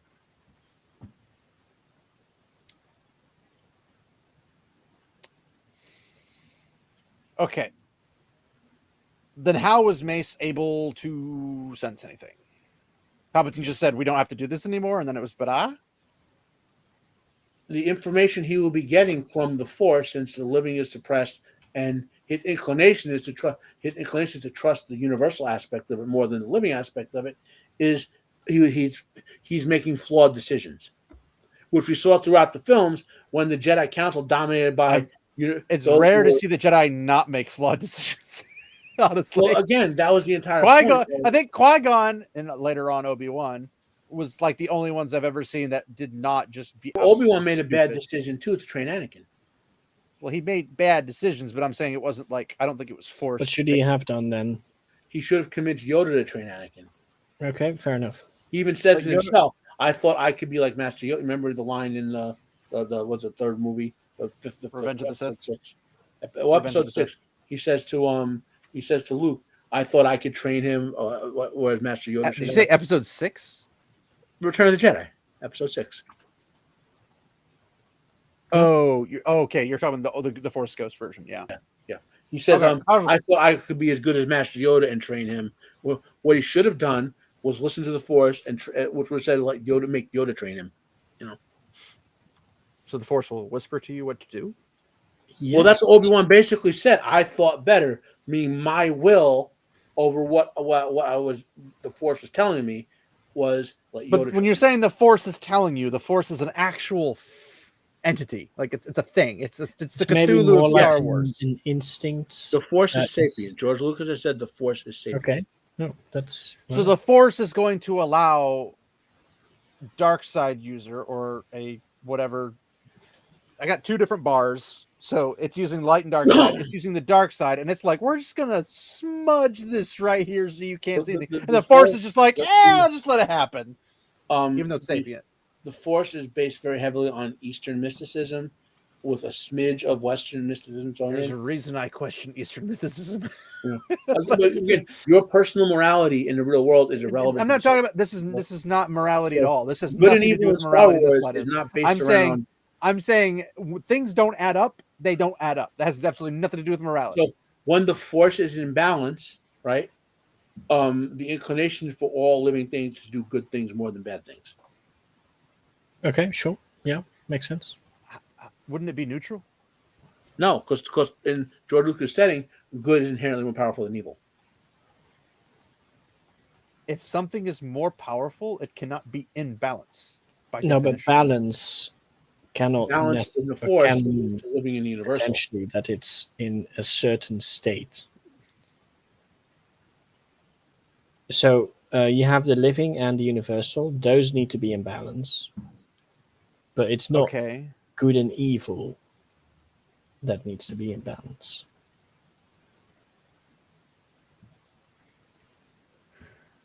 Because so living universal is not universal evil. can also involve dark side and light side. The light side is the part of the Force you access through positive higher emotions. That's all it is. Yeah. I'm just saying, like, if light and dark are not balanced, They're like, not. The light side is inherently more powerful.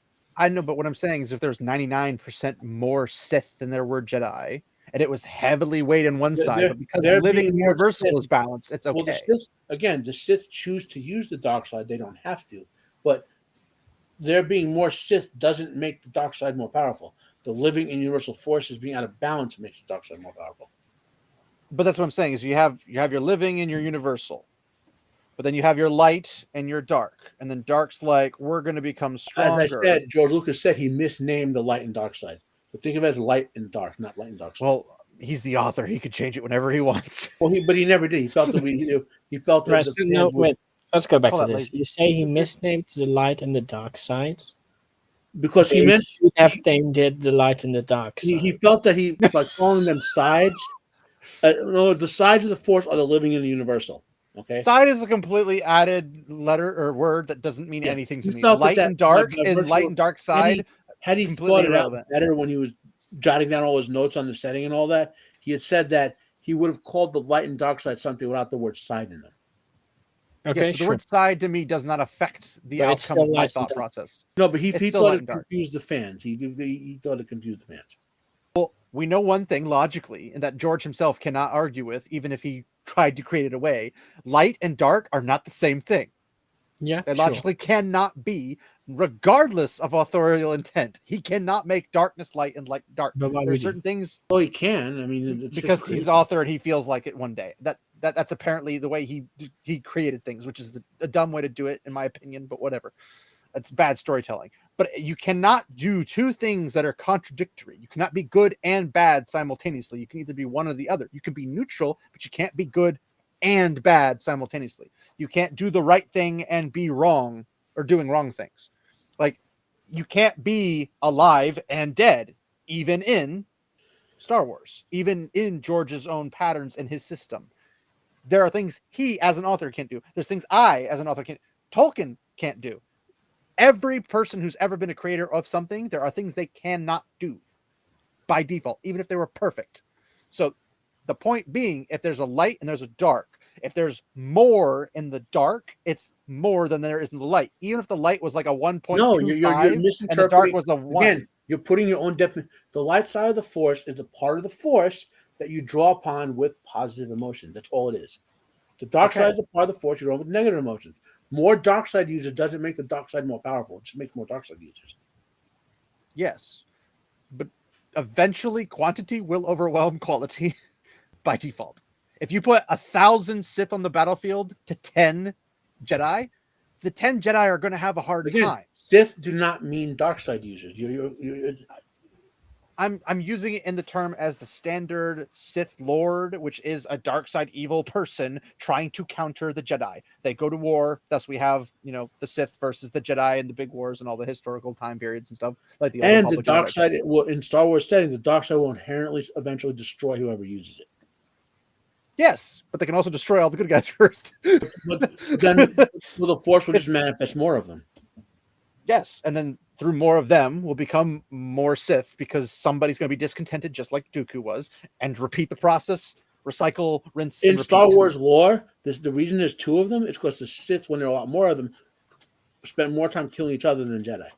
Yes, they're power hungry. I get that, but they may be less weak in the Force, but they're more powerful per se in the political sphere, and thus have planets, bigger armadas, etc., etc., etc. It's possible because Palpatine pulled it off. But you can be more popular. Palpatine was different, and he was a genius. Yes, but I'm saying if a smart Sith is going to be probably more effective than a dumb Sith. And what Palpatine did was so extreme, the Force itself, for the first time ever, acted directly against him by making Anakin and then Luke. Wasn't Plagueis and no, that's fanon. Palpatine. That's no. fanon. They were. I thought the whole purpose of Anakin was they tried to create Anakin. Nope, pure fanon. That's a pure fanon thing. Okay, that's all the information I've been given from Star Wars. Lucas came out and said, "No, the Force made Anakin. The Force made Luke and Leia." I thought it was lesbian and coven witches. Damn. But I know, right?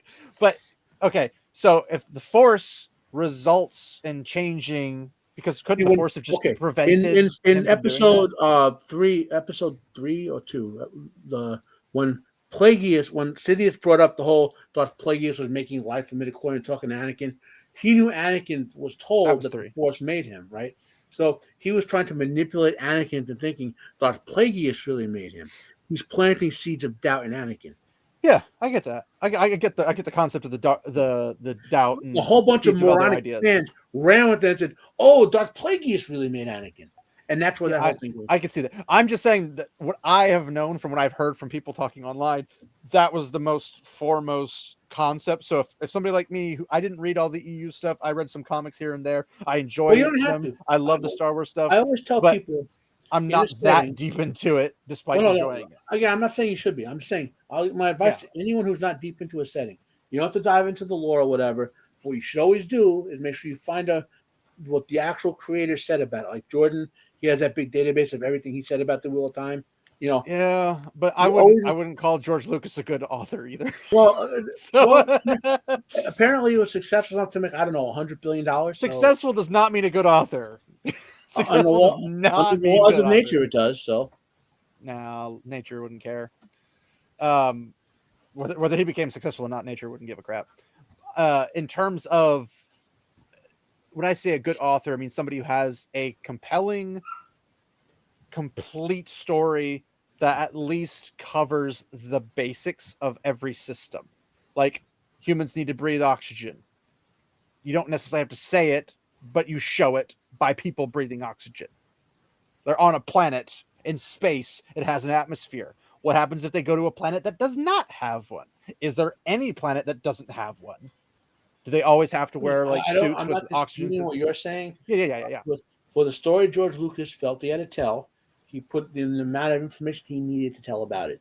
And yes, Yeah, he's he put in the bare minimum. I'm just saying that you know, when he tried to expand it with midichlorians and he tried to expand information on the Force, he didn't do a good job. Which I think well, is pretty. he is That's not controversial, not, I guess. He is not the greatest writer in history. Yeah, Okay? like I said, I don't think he's a good author. He told a good story. He's one of the greatest storytellers in history for sure, but he's not a great writer. You can't dispute that. I would say he did a very good job telling a story, but I would not say he's the greatest storyteller. He did a good job, but he didn't do a great job. He didn't do an amazing job. He just did a good job. I wouldn't say it was the greatest of all time. That's J.R.R. Tolkien's got that slot locked down, pat. Would you say J.K. Rowling is greater or lesser than George Lucas in terms of storytelling? I would say lesser. George Lucas is lesser? No, Rowling or J.K. Rowling. You say Rowling is lesser. Yes. Why would you say she's lesser storyteller? I found every book after the second one to be kind of crappy.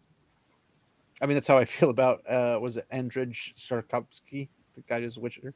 I like the first two books with a bunch of short stories. Fantastic. I like the short stories. Once he moved away from the short stories, it kind of went downhill. I like the first short story book, and I keep trying to make myself go read the rest of it, but I listened to the audiobooks for the whole series, and the first two, because they're short stories, are great. Once they got to the whole Ciri plot line, and not just that he got Ciri, but like Ciri is the main character in a story about Geralt, just kind of threw me off. But then it was just out there doing absolutely nothing, and then she starts jumping dimensions, and it was just kind of like, this is just getting out of hand, guys. Whatever. But when I didn't read the Harry Potter books, I got friends who read the Harry Potter books. Well, here's what it comes down to, right? As you read past the second book, you begin to feel that you could have put anyone in Harry Potter's place, because Harry Potter was not actually the one moving things along. It was Dumbledore. So you could have put Ron in until he died. You could have put, even after death, Dumbledore. The whole seventh book is what I call Dumbledore's ghost in the back going.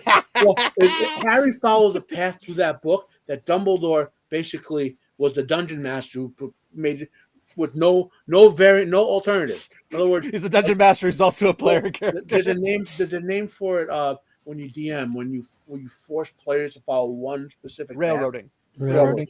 Yeah. Dumbledore railroaded Harry Potter through the last two books. Just railroaded him. It was. I am all the NPCs. Harry had no agency, and his agency decreased book by book. I mean, you could argue Luke had no agency. Vader had no agency. None of them had agency. Well, no, Luke had agency for sure. He could have chose the dark side. Well, Vader could have chosen not to do the dark side, but they railroaded him into it. Well, no, he was manipulated into it. Palpatine, yes, but if the Force is like, hey, Palpatine's so whack, and Pelagius is so whack, we have to completely step in and create Anakin just to spite him, and then be like, oh, he's going to steal him and turn him in to spite the Force. Ah, nuts. That didn't work. That backfired horribly. Well, we should have stuck in and prevented that. The Force had a backup plan that was Luke. And the one thing that could overwhelm Sidious's control... But if Vader hadn't banged Padme and had the twins, there was no backup. Well, but there was. The Force had a backup. Are they going to force create Luke? It basically did. But why would you have to force create Luke when you could quite literally just prevent him from being... The Force does not take away free will of the people to be stupid. Well, it took away the free will of Pelagius and Sidious to do whatever the heck they wanted, because it prevented them from doing whatever they wanted. What Sidious did ultimately was so offensive and disruptive to the Force finally, in all of history, acted. Finally. That's what I'm saying. Is if it's a sentient being, entity, whatever the heck, I mean, being entity is interchangeable per se, but if it's a sentient thing, and it's like, we're not going to inhibit anyone's ability to do whatever, but man, that was really bad. We need to do something about that. It's like, would you not be like, like, okay, this is about to really, really imbalance the force? It's like if you have a We should little probably brother, fix it. right? And your little brother, let's say he's 10 years younger, but he wants to wrestle with you, and he comes up first. He's like wrestling you. Okay, Bo, we got 2 minutes. Now go. Now I have to go do my homework or whatever, right? And he comes back. He has a play bag. He's hitting you. Like, okay, bro. You know. Then he comes back later, and he's like, he has a little truck he's hitting you with. Eventually, you're like, enough is enough, little bro. You know, pick him on his Oshkosh and hang him on a wall. You know, that's kind of what the Force did. If you want an analogy.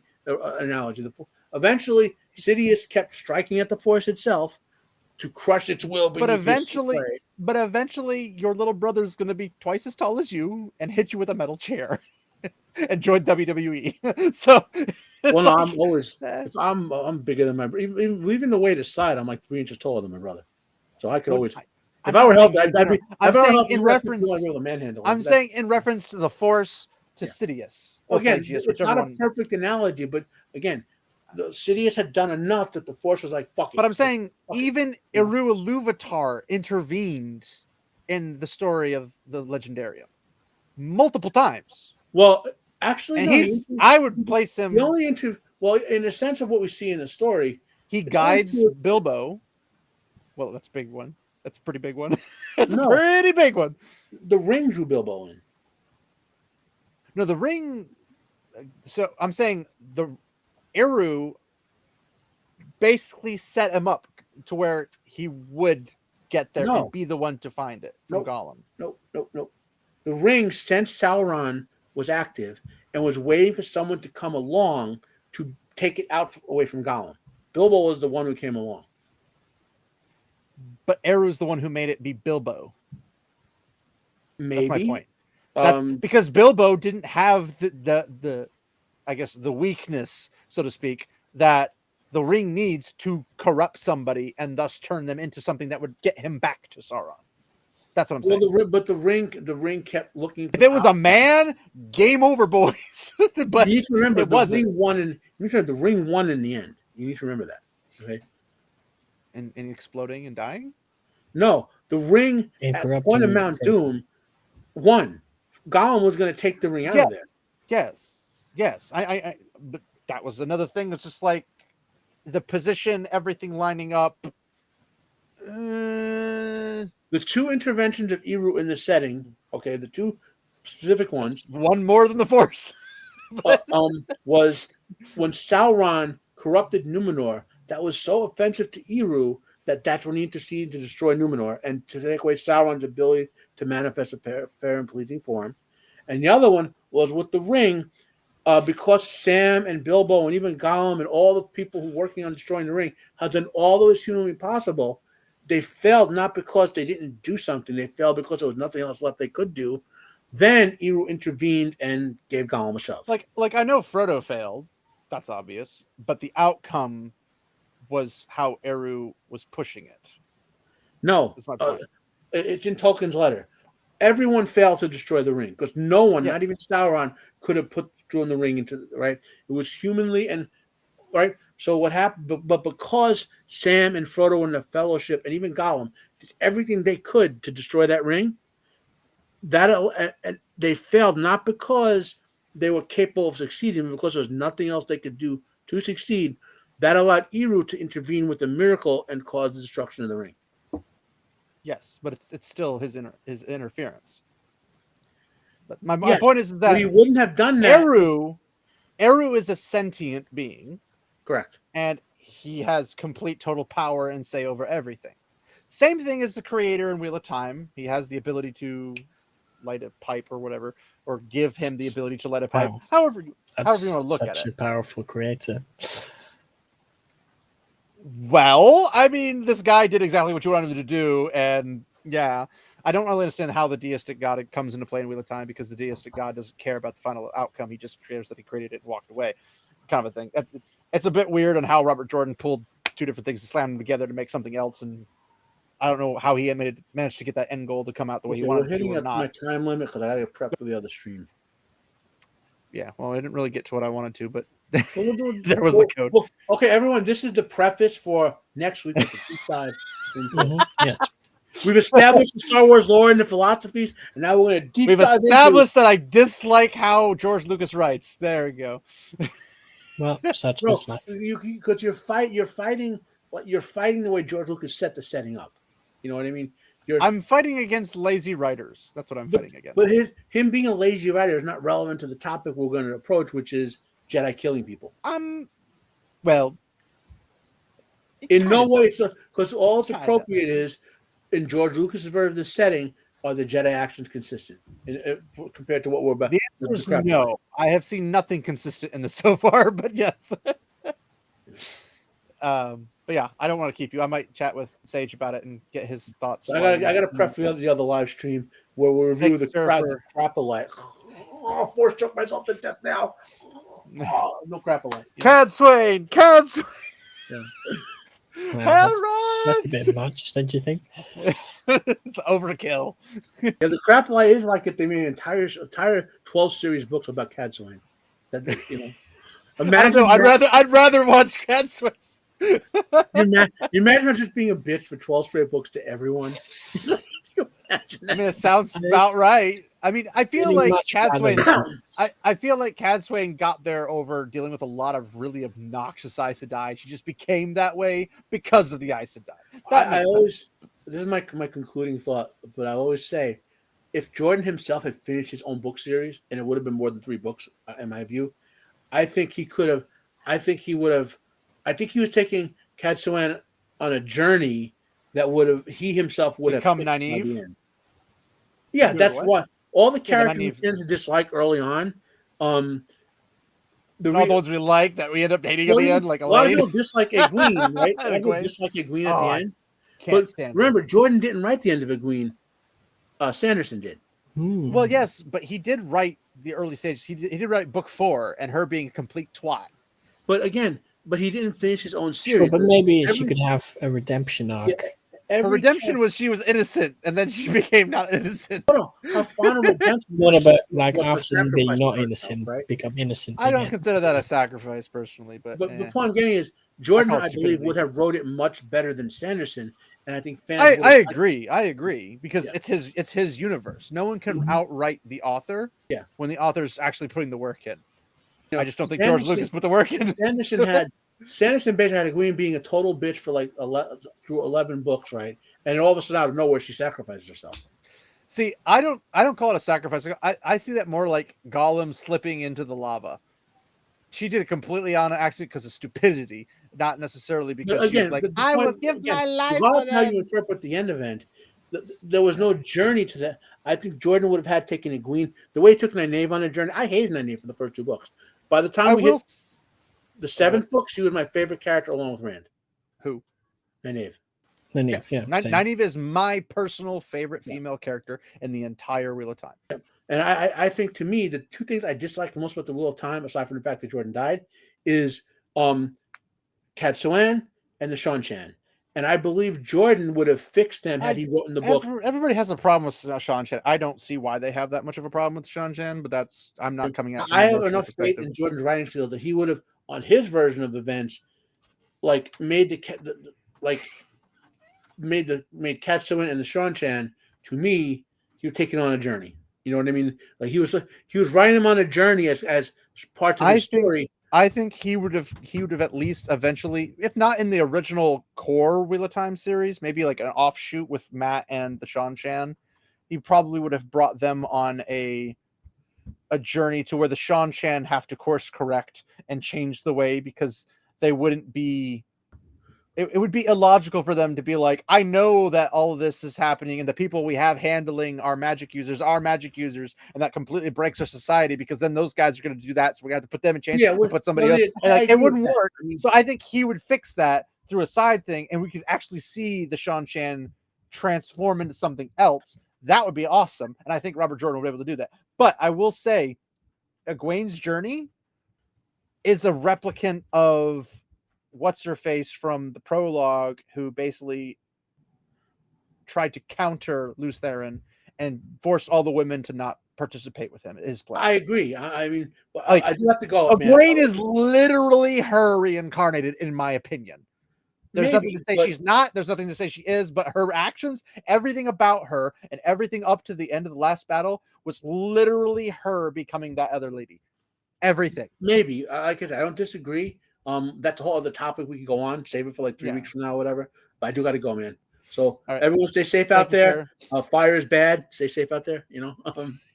Fire burns. And I mean, I'll be back next week, and these guys will, unless I think Sage ran out of EU allotted internet time. So you know. Yeah, the communist country he lives in is kind of being a jerk right now. So hopefully he comes back, because otherwise I'm gonna be stuck here talking to myself. Okay, man. Have a good weekend. Have a good one. Thank you, sir. Later. So we meet again. I guess I can get rid of this since it's not necessary. I guess for clarity perspective, I'm only coming at the Star Wars thing from a logical perspective and not from an all-knowing perspective. I obviously do disagree with George Lucas on his ability to craft a story. I think he did a good job in areas, and I think he just didn't flesh it out enough where he should have. When things become a bigger role, things deserve a better explanation. If the Force is a big role, it needs a very big explanation. If it doesn't hardly play a role, you obviously don't need it. You don't need to give everything per se, but you need to kind of give us a general idea and a general fixture. And as we were using the universal versus the light, or life, I guess, life or light, whatever it was on the opposite side, versus the dark and the light. I think it was life and universal, and the dark and light. Where they are, like, if you just watch episodes 1 through 6, you're not going to get the universal and the life aspect out of that, because I didn't, and I watched them a few too many times. That was never a thing. They say the Force is around, like when in episode 4, when Obi-Wan is describing to Luke this, that, and the other. Those are things in which he describes. But that was by no means explained all the other things. It didn't explain Pelagius. It didn't explain Sidious. It didn't explain all these other things. You didn't know that necessarily the reason that Anakin was born was because of this offense that Pelagius and Sidious did. That's not explained, as far as I remember. It's been a hot minute, but as far as I remember, that was not the case. In the EU, it might have been fleshed out more. I didn't read those. And in good stories, and considering that the movies, episode 4 through 6, were the original stories, the story they're telling is the story. And it's the same thing, the same criticism we give to Disney Star Wars, where if in Disney Star Wars, they read a book and they're like, go read this book to fill in the details. That's bad storytelling. That's horrible storytelling. That's you trying to throw things in completely unnecessary. So that being said, it's not something I'm going to put a whole lot of faith and belief in terms of that's accurate. And if George says it, it's the same thing as if Jordan said it, Robert Jordan, and he picked it out, or J.K. Rowling. If J.K. Rowling like writes Hermione as a white girl from England this entire time, and then out in a freaking just random Twitter feed, she's like, oh, Hermione's black. You can't do that. You had this established for this long. You can't just change it all of a sudden. No amount of authorial power gives you that authority to do that, because you've established this. If you say Hermione is a 5'5", reddish strawberry chestnut haired girl, she's got freckles, and then she's from a family in this part of London, and she's Caucasian, you can't just go and say, well, she's black now. Well, then you get rid of her freckles, you get rid of her chestnut hair, you get rid of this, you get rid of this, you get rid of this. All of a sudden, she's a totally different character after establishing her for what, 7 books, 9 books? I don't even know how many books there are. A lot of books. You can't just change that because you've explained it this way for so long. So if you're like, okay, we're going to create this series, and then we're going to go 4 through 6. This is the Force.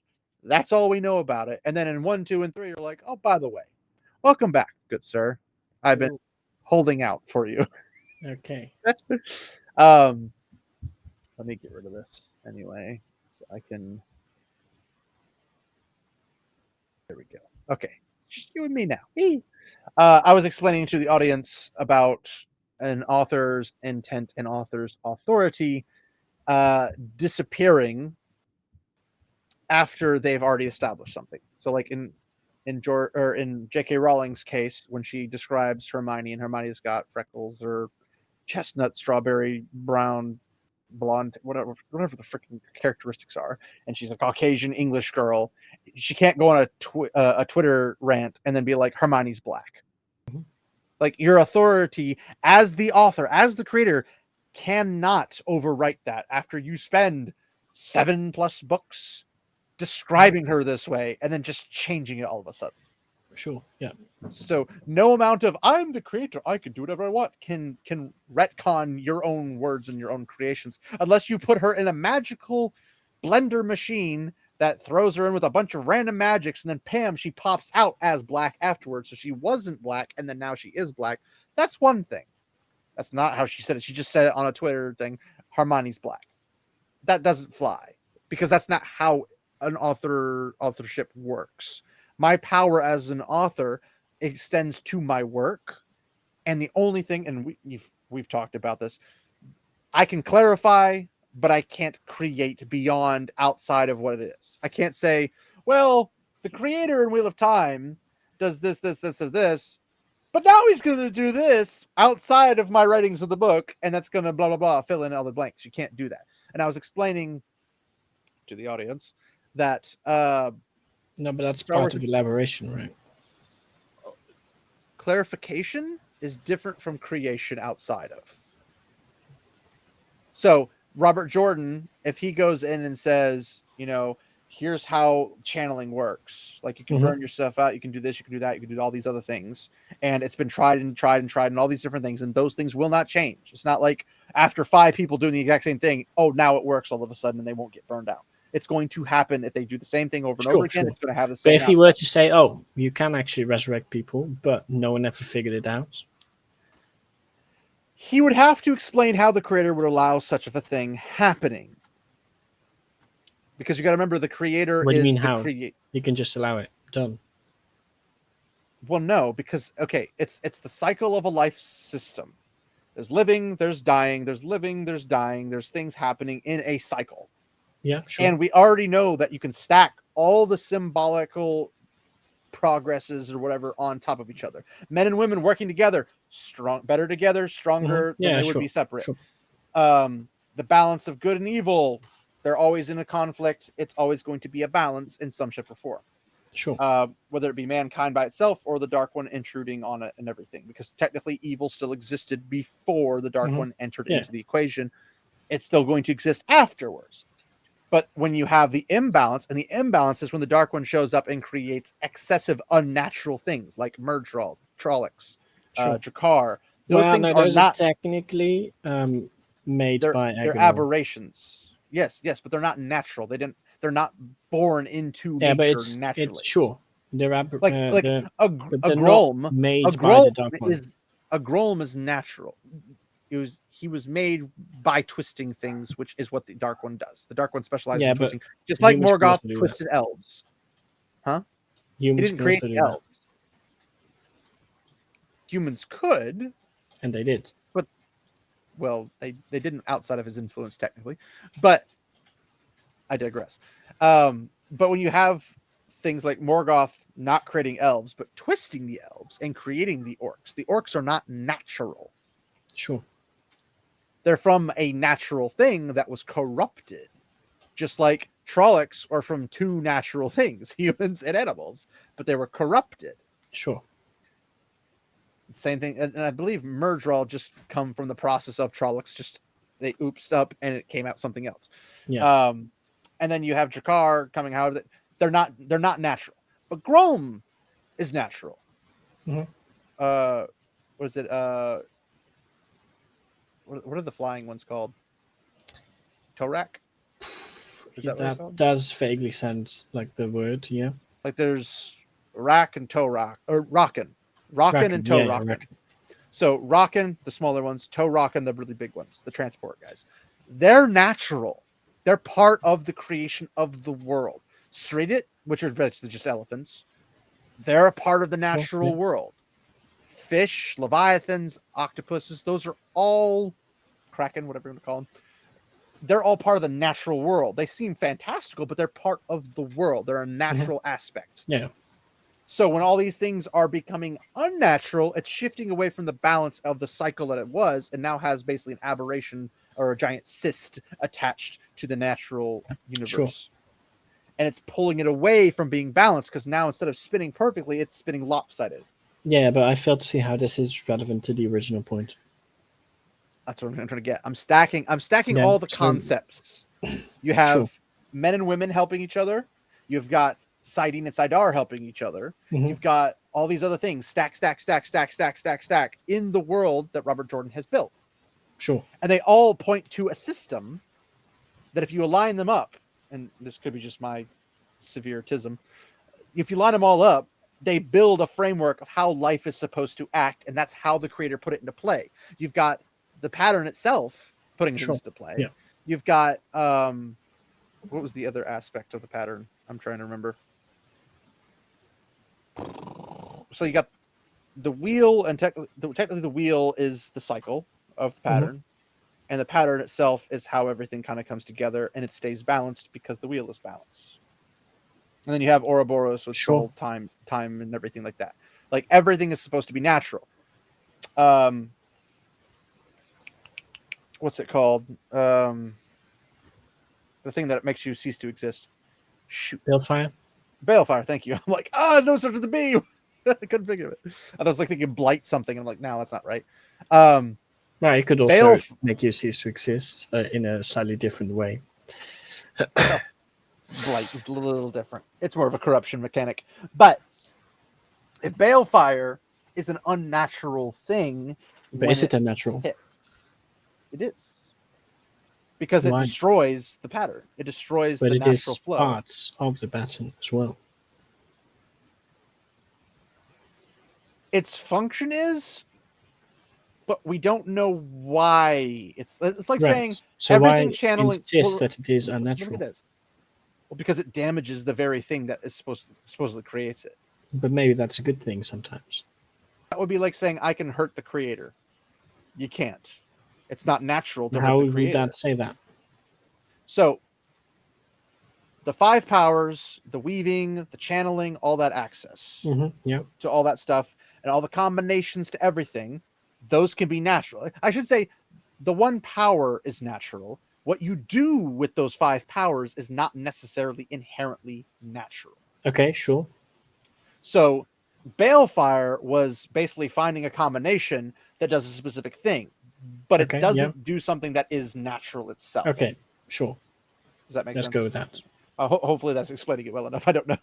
But I'm trying to explain it where like something like I can create stone and wood and metal, which can all be used to put together to make a gun, but the gun itself is not natural. The gun doesn't grow as a gun, kind of a thing. And that's that concept of... So weaves are unnatural. Weaves are not inherently unnatural, but they're using inherent natural things, the 5 powers. Sure. Okay. The 5 powers is the limit of the naturality. The rest of it's innovation of mankind. It works the same way in our real life. Yeah. Like if you go to the stone quarry, you can break rocks, but unless you chisel it and design it, it's not going to be a cornerstone. That kind of a thing. So the cornerstone itself is not natural necessarily. I mean, one could say that the weathering and everything will eventually create a good cornerstone and you build your house around it, but that one cornerstone would be the only thing that would be naturally natural. Everything else you'd have to go put together. Like the Stone of Tyr is not natural. It was made with the 1 power. Yeah. It wasn't made like it was utilizing and fusing of rock and stone to carve out this fortress out of a mountain or a hill. I don't know if it's technically against a mountain or not. It's near a mountain range, but I don't know if it's actually attached to the mountain. But in terms of top of a mountain, but no, it was carved from. It's like a Mount Rushmore mountain. Fortress. Yeah, but that makes it still on top, right? Is it the mountain? Technically, Mountain Rushmore's into the mountain. It's not on top of the mountain. Fair enough. But whether it's on top or whatever, I don't think it's on top. But those mountain ranges, like that's the spine of the world. That's a freaking big mountain range. But it's not in the spine of. That's a different place. Isn't the spine of the world go from north to top between the Aiel waste? Yeah, but Tyr is not near that. I thought Tyr was up against that. No, Tyr is in the center of the flatlands. Well, not if there's a mountain you can carve a freaking. Well, maybe there is a single mountain, right? It's like, well, maybe. Let me look it up real quick.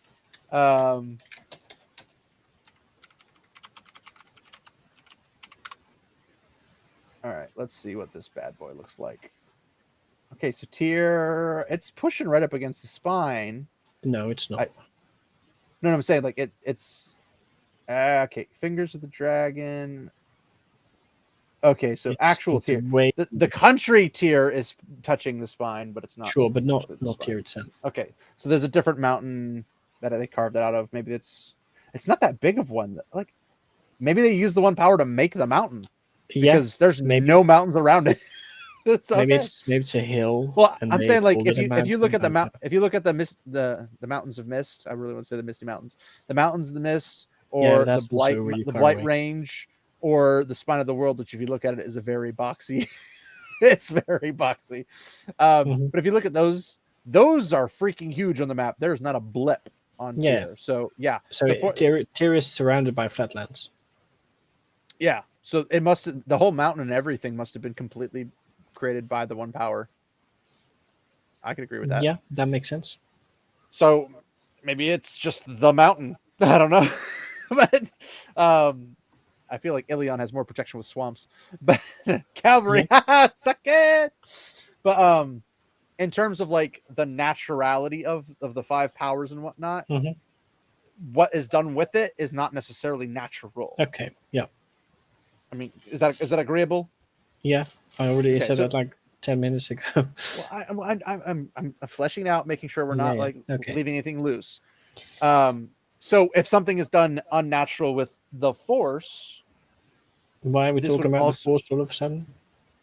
Well, because I was comparing the usage of like a magic system. Like if George Lucas says, "Oh, this thing is natural," because remember we were comparing the creator, the pattern, the system with itself. Everything lining up, because why Robert Jordan doesn't need to directly fill in every little detail. All the things he laid down that he did fill in stack to build the system. Sure. George Lucas doesn't have any of that. But then he tries to throw this code and this. Well, it doesn't. He has literally a lot less, but he does have a bit. Okay, he has a single crumb to a mountain of crumbs. Sure. There's like, but that's not nothing. Still, it is when the ant comes and grabs the crumb and walks away. Yeah, but there's no ant that does that. So. Yes, it is. His name's Pelagius. He just totally destroyed everything. Pelagius doesn't exist. Neither does that crumb. But in terms of like, there is no function. There's no form. There's this Jedi Code, and then But what I was trying to point out while you were gone was that episode 4 to 6 is Star Wars. Yeah, okay. There's only episode 4 to 6. When you say episode 4 to 6, they are not referring to anything other than Star Wars. The TV series, and so I was thinking, well, are we talking episode about 4 to 6 of Bugs Bunny? But yeah, like episode 4 to 6 of Star Wars. The explanation that Obi-Wan Kenobi or Old Ben or Ben, whatever his name is, he gives us of the Force. That is the Force. Everything else afterwards had to be built around that concept. Sure.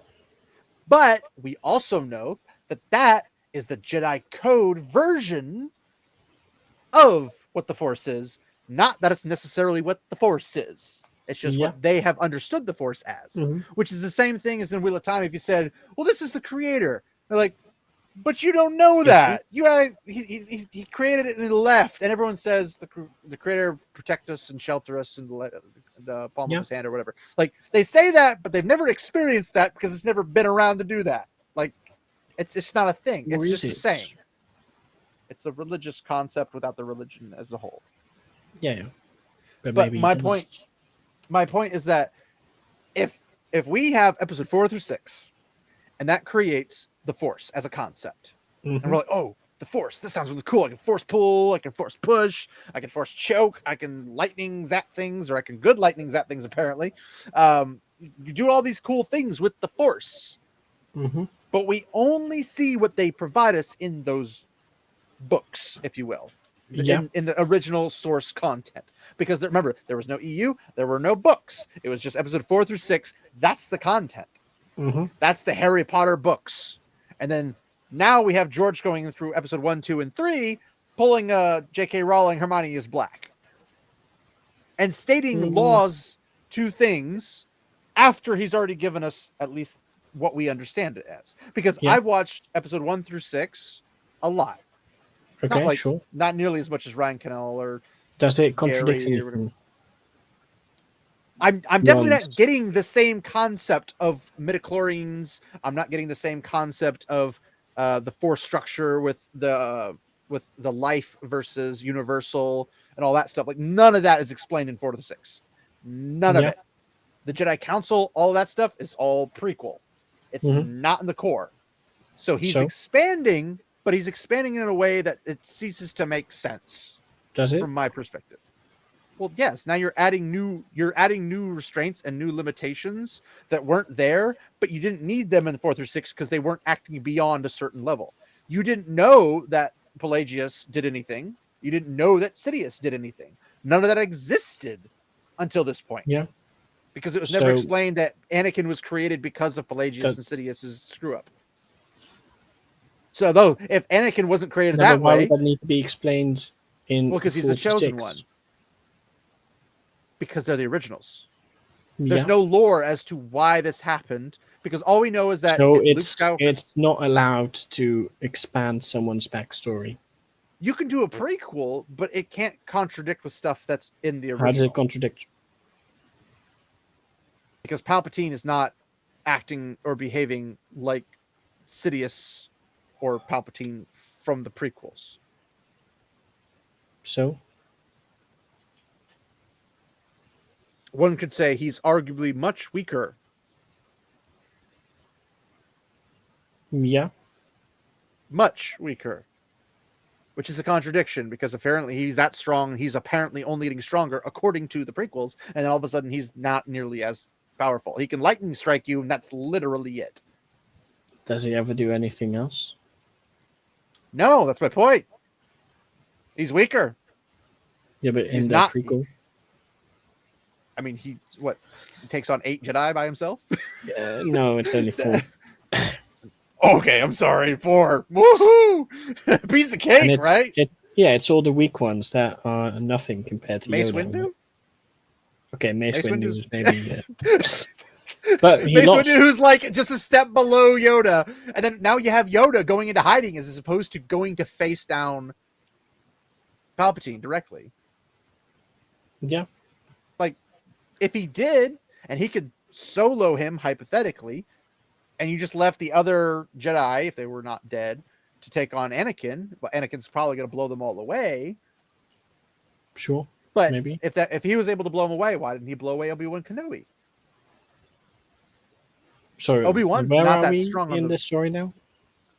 I'm bouncing around between Anakin turning to the dark side, getting rid of Dooku, and then Palpatine and dealing with the Jedi and stuff. The outcomes if Yoda had come up and stopped him. Yeah. And as opposed to those guys, instead of going to Palpatine and Yoda just handling it, versus them going to Anakin and stopping him from even getting to the Mustafar battle scene that we get with the Duel of Fates and everything.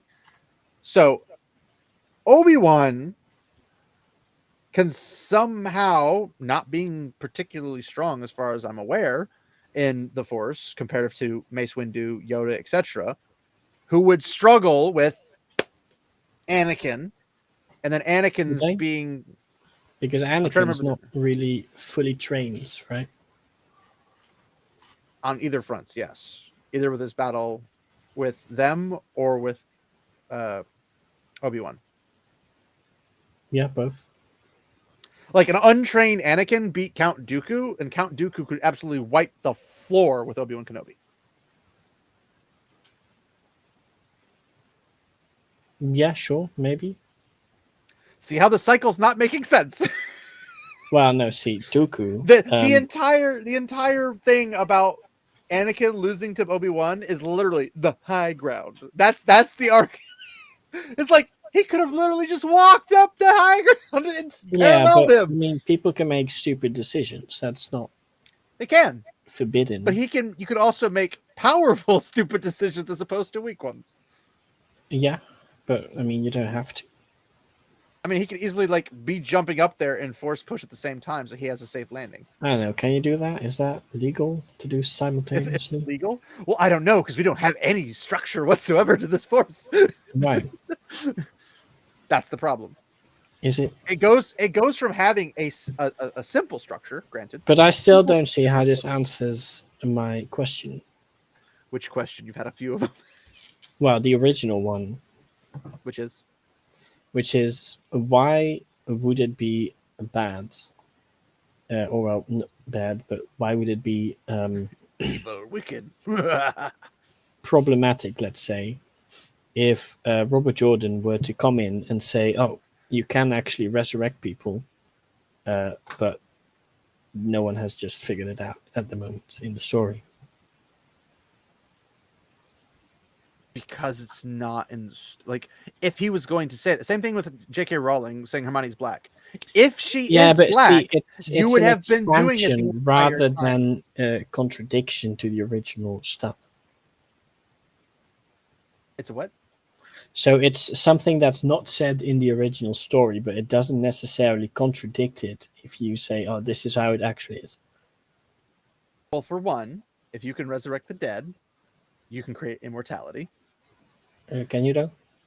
You can, because you can just resurrect the dead, and they're not dead anymore.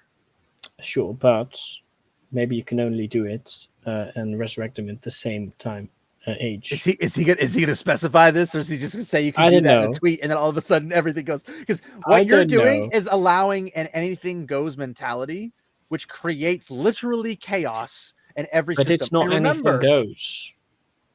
But it's it is just an explanation of, oh, this here. If he goes let on Twitter, me explain how this works. If Robert Jordan ever discovered Twitter and went on Twitter and said, by the way, you can resurrect somebody from the dead, that has implications. It's not just it's not a thing. Now, sure, if he says you can only resurrect somebody from the dead once, or you can only and he puts limitations on it. Yeah, well, sure, he can say that. Okay. Fine. Why have it be a non-limitation anyway? Why don't you just say you can't? What? Because for some reason he doesn't want to. It doesn't matter. Yes, but I'm saying in that systematic, like putting it on Twitter and saying it, now you're going back to something and saying you can't do this, which again, albeit was from a character, but usually the character is giving the reader information. Now, no, but is it always true information? No. The exact same thing is the case with the severing and healing it. Everyone constantly says you can't do that. It's impossible. They lost any knowledge of that. We don't know if they knew about that. Legends, it's also impossible. We know this from the people that survive, which is the Forsaken. And of course, Lews Therin technically in Rancid. But you also remember they didn't discover everything. Yeah. So they haven't discovered the repairing of the severing. So why would it be different for discovering a way to resurrect someone once?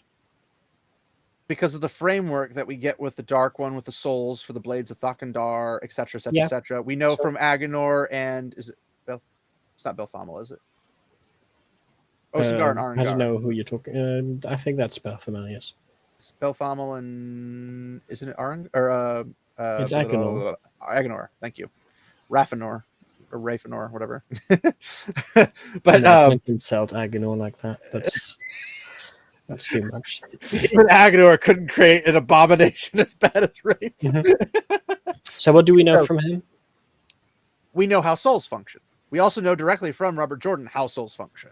Yes, and once they leave the body, only either the Creator or the Dark One can. Do we know only they can do that? How would channeling do that? Channeling would have no target.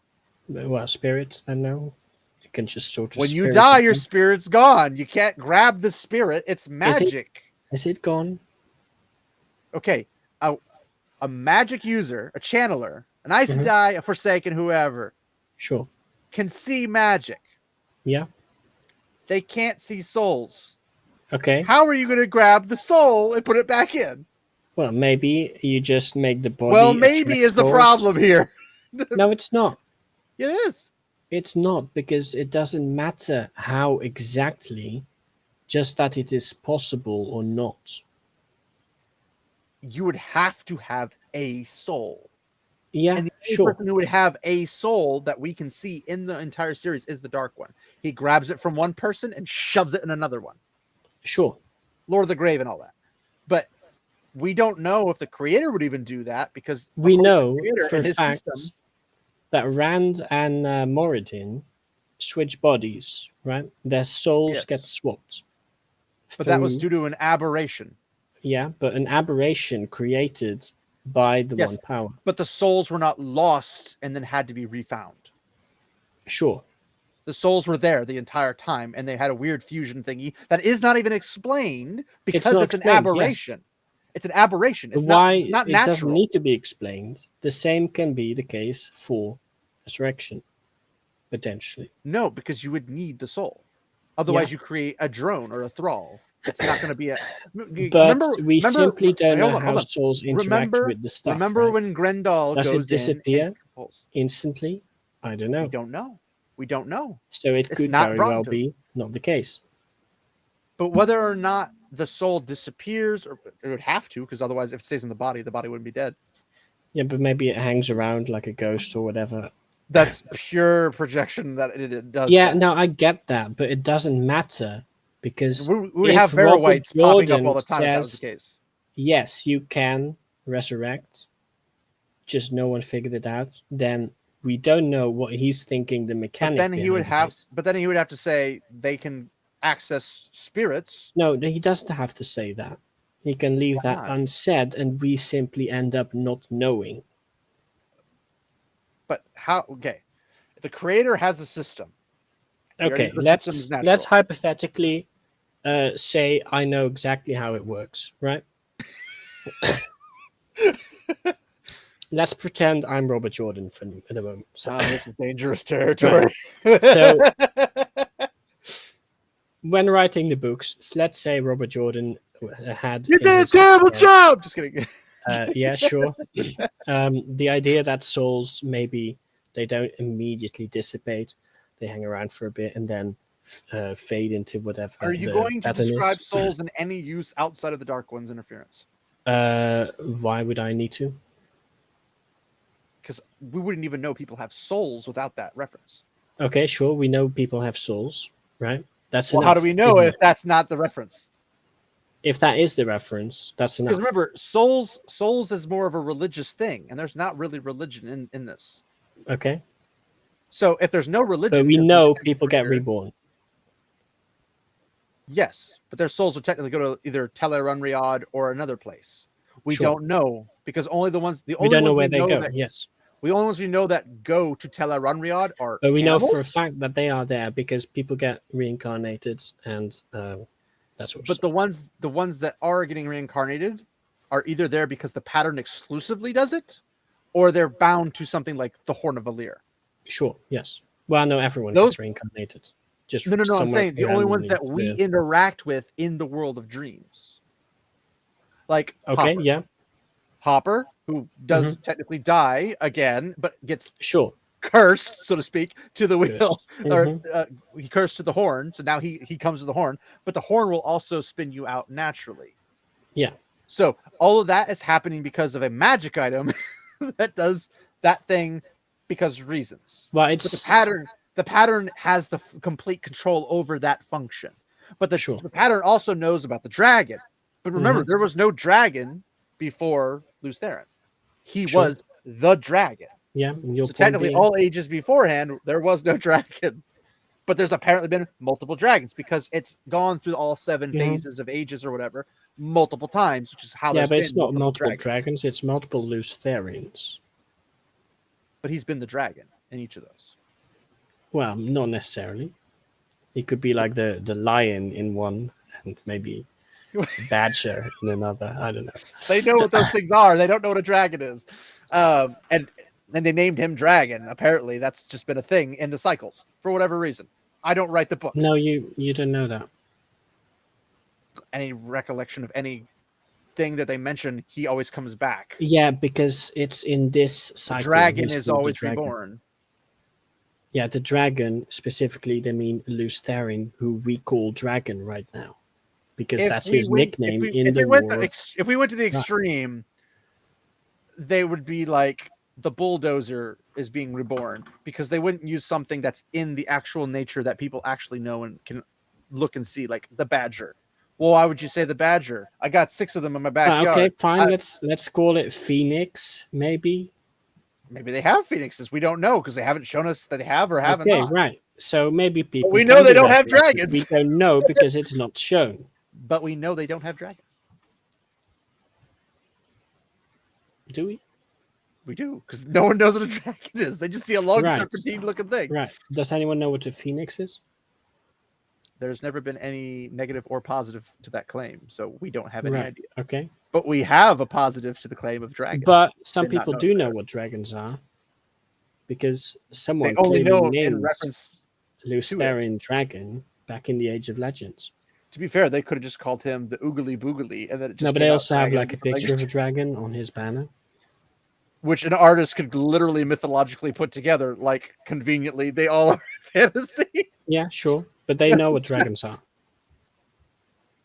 Because somebody wrote down a little. No, because serpentine we know creature, what dragons called it are. a dragon, said, "Hey, you're this thing." We know what But dragons are, right? But we know because it's a book based off of somebody in our world that has mythos based to have dragons in them. Yeah. We don't. It have to doesn't push matter saying exactly they would. what the people right back then know.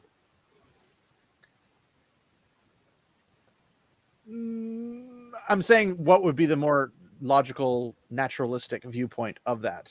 Like Of you what? wouldn't say, you wouldn't say a badger because No, they have okay, sure. badgers. Badgers are an extreme example. You wouldn't say lion because they have lions. It's You wouldn't any say streeted mythological because they have creature streeted. that works, right? It doesn't even need to be a creature. I mean, it could be apparently, the according to sun. you, lions and badgers are mythological creatures. No, that was just an example of a random animal that they could change the name to in a different cycle. Hypothetically, Nowhere maybe. ever is it mentioned that he's always called the dragon in every cycle. Well, apparently, is- in every plane that the Lews Therin fights the Dark One, he's allegedly called Dragon in each one of those in every multiverse, which is this way. Granted, The not this way. multiverse is sort of the other. It's I know, that's what I said, simultaneous. it's this way versus technically. this way. Yes, yes. If you believe in that nonsense, but Yeah, but And like the in- multiverse in the Wheel of Time is. But I'm pretty based sure there on is something the Age of about Legends. the prophecies where the dragon will come again after Rand's gone. I vaguely Yeah, remember something in sure. the prophecies. Sure, If but that's that the is case, it using would the have to go in the terminology cycle. from Yes, the age. That's using a cycle versus Yeah, but it's using the terminology multiverse. from the age itself. true. But In why would there, the they pattern have- not? Why would the pattern not just spin it out as the dragon every time? Because Lews the pattern Therin thing. wasn't known as the reincarnation of the same soul back in his own age. But it's always Lews Therin. Yeah.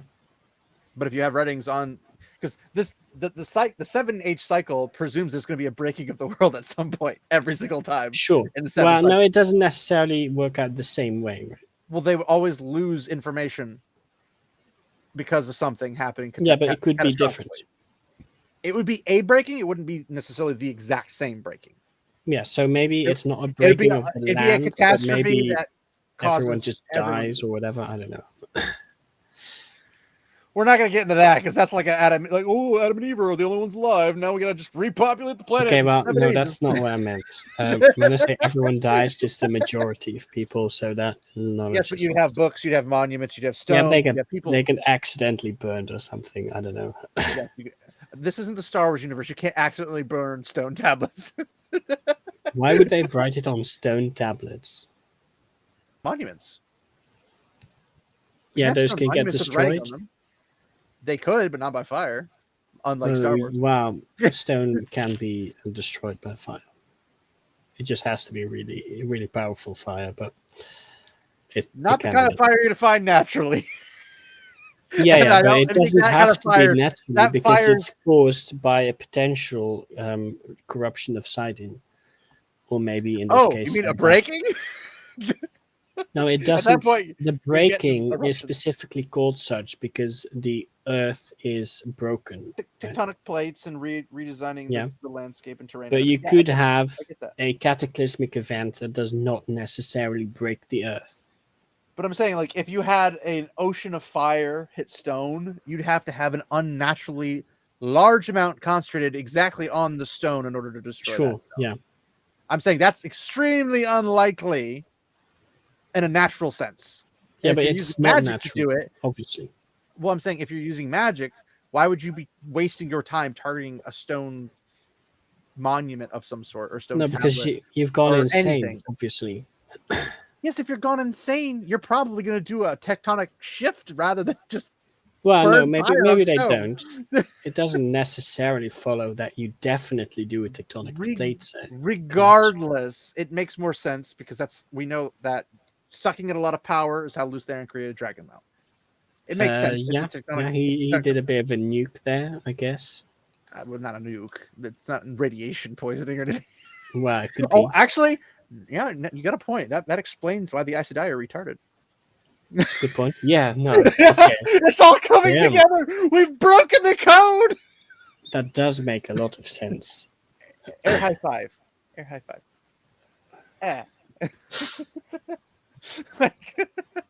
It's all coming together. The Aes Sedai are retarded because of nuclear radiation. Yes. Oh, that makes sense. Wow, that's sad. That makes sense. I think that's a good way to end this.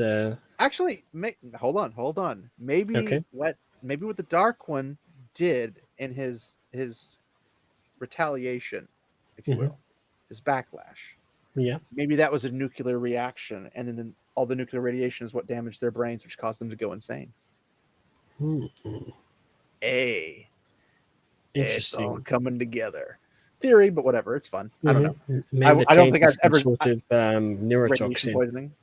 Well, it makes sense because she checks in their brain, and it just happens to get passed through the genealogy, but it affects some more than others. But it affects everybody because passing down the lines. Yes, we interesting. we know some diseases do that, so it's possible. That'd be cool. Yeah, but no, it's canon now. Yes, I'll take it. Jordan can't argue. But so that was a little dark, but just a bit. Turning it into the Force to focus on that for a quick second before we end. If an author wants to clarify, that's more than okay. But the clarification always has to be within the binds of the story they've already told. Sure. So 4 through 6, this is the Force. If he wants to clarify, he has to clarify in that setting through the binds that he himself built. He built the gates, he built the walls, he built the forts, he built whatever. You got to be confined to that playground. You can't just jump out of the playground off a cliff and say, "This is how it is," before splatting your body on obviously stone at the bottom. Okay, that seems a bit excessive, but yeah. So far, every explanation of this so far, beyond the original 4 through 6, has been a bit excessive. Because all of it was stuff that I'd have to go read other books. It's the same thing I would criticize Disney Star Wars for, like the Last Jedi. Like, what is all this going on? Well, if you read our book over here, we'll fill you in on the details. Like, no. You're supposed to fill that in the story, even if you have to break it up into two minor movies or something. Do that so the story is cohesive and makes sense. I don't know why that's whatever. Sorry, script running error popped up, and I'm like, what script am I running? That's I don't know. weird. It's the program on my computer that's been doing this lately, and I don't know why. It's probably JavaScript, honestly. But anytime we go and like, okay, we're make prequels. Sure, make prequels. But you got to make those prequels within the binds of 4 through 6, because 4 through 6 did come first, ironically. Sure. Well, not ironically. however you look at it. That's basically how prequels work. I don't know why you'd ever say, I'm going to make a series and we'll start with episode 4.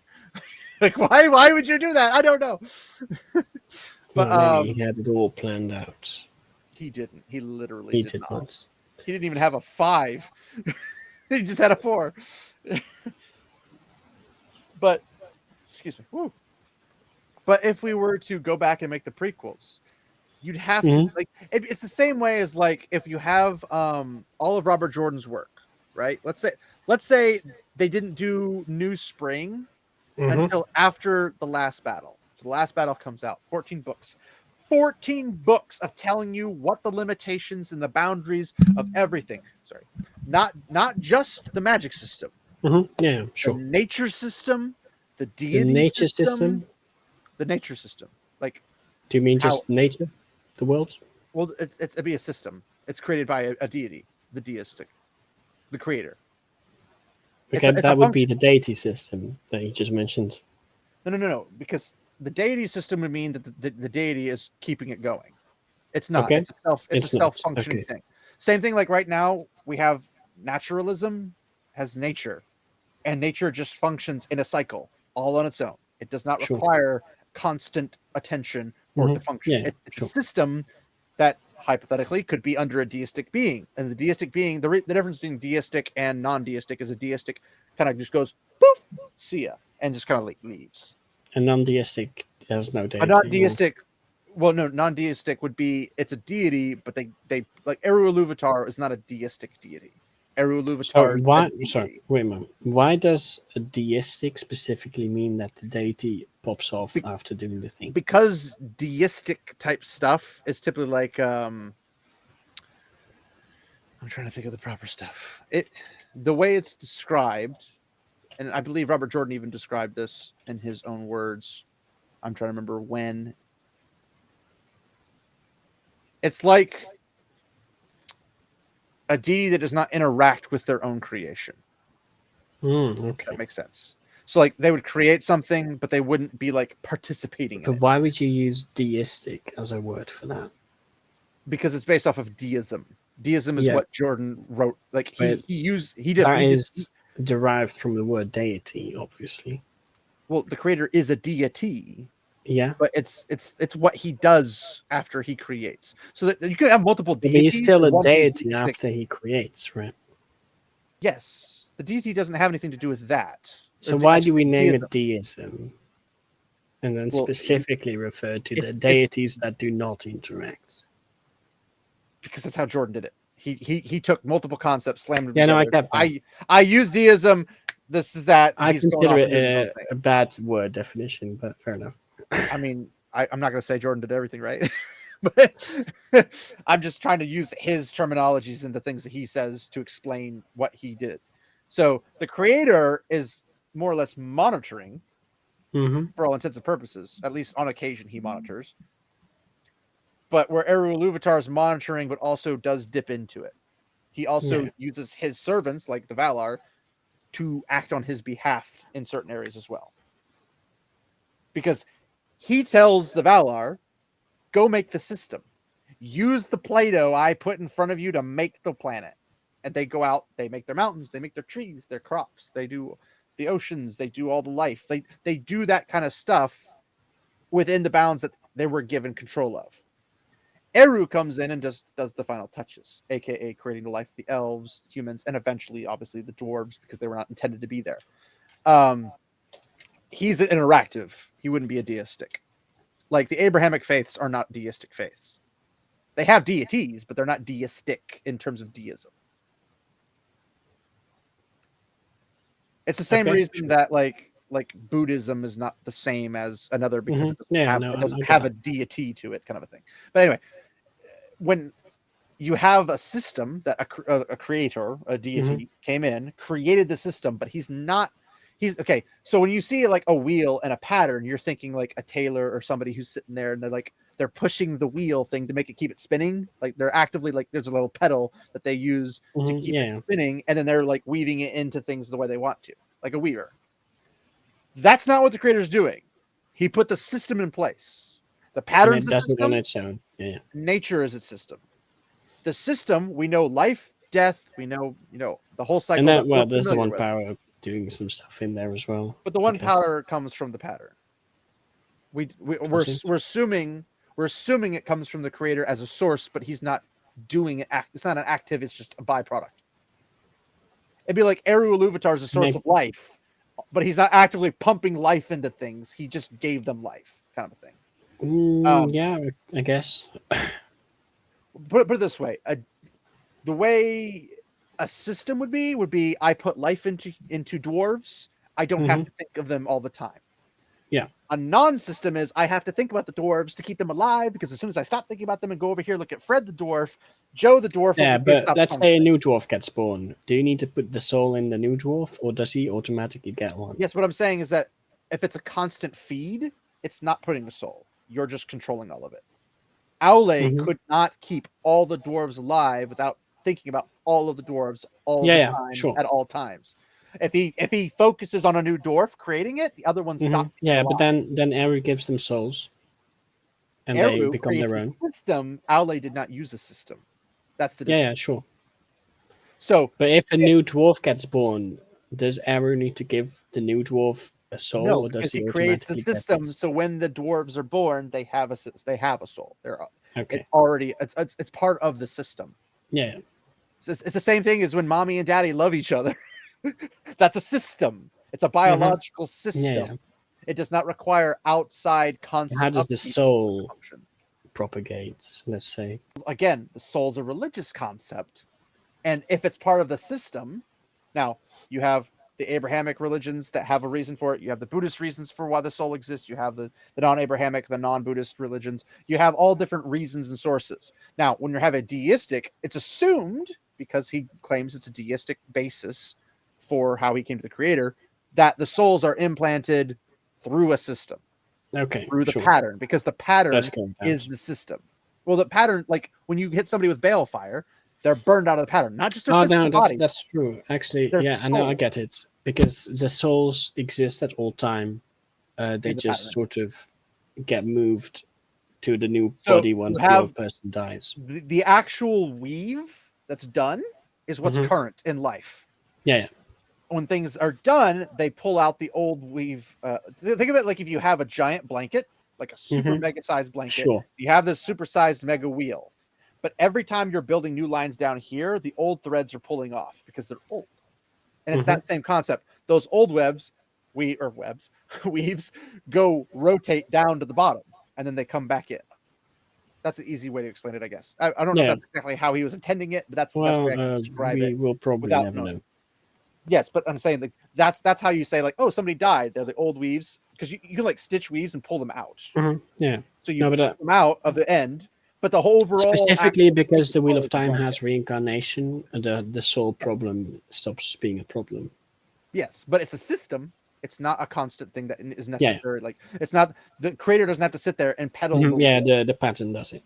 The pattern does it itself. It's a system itself, and then it affects the physical world. Keep in mind, the pattern and the wheel is not physicality.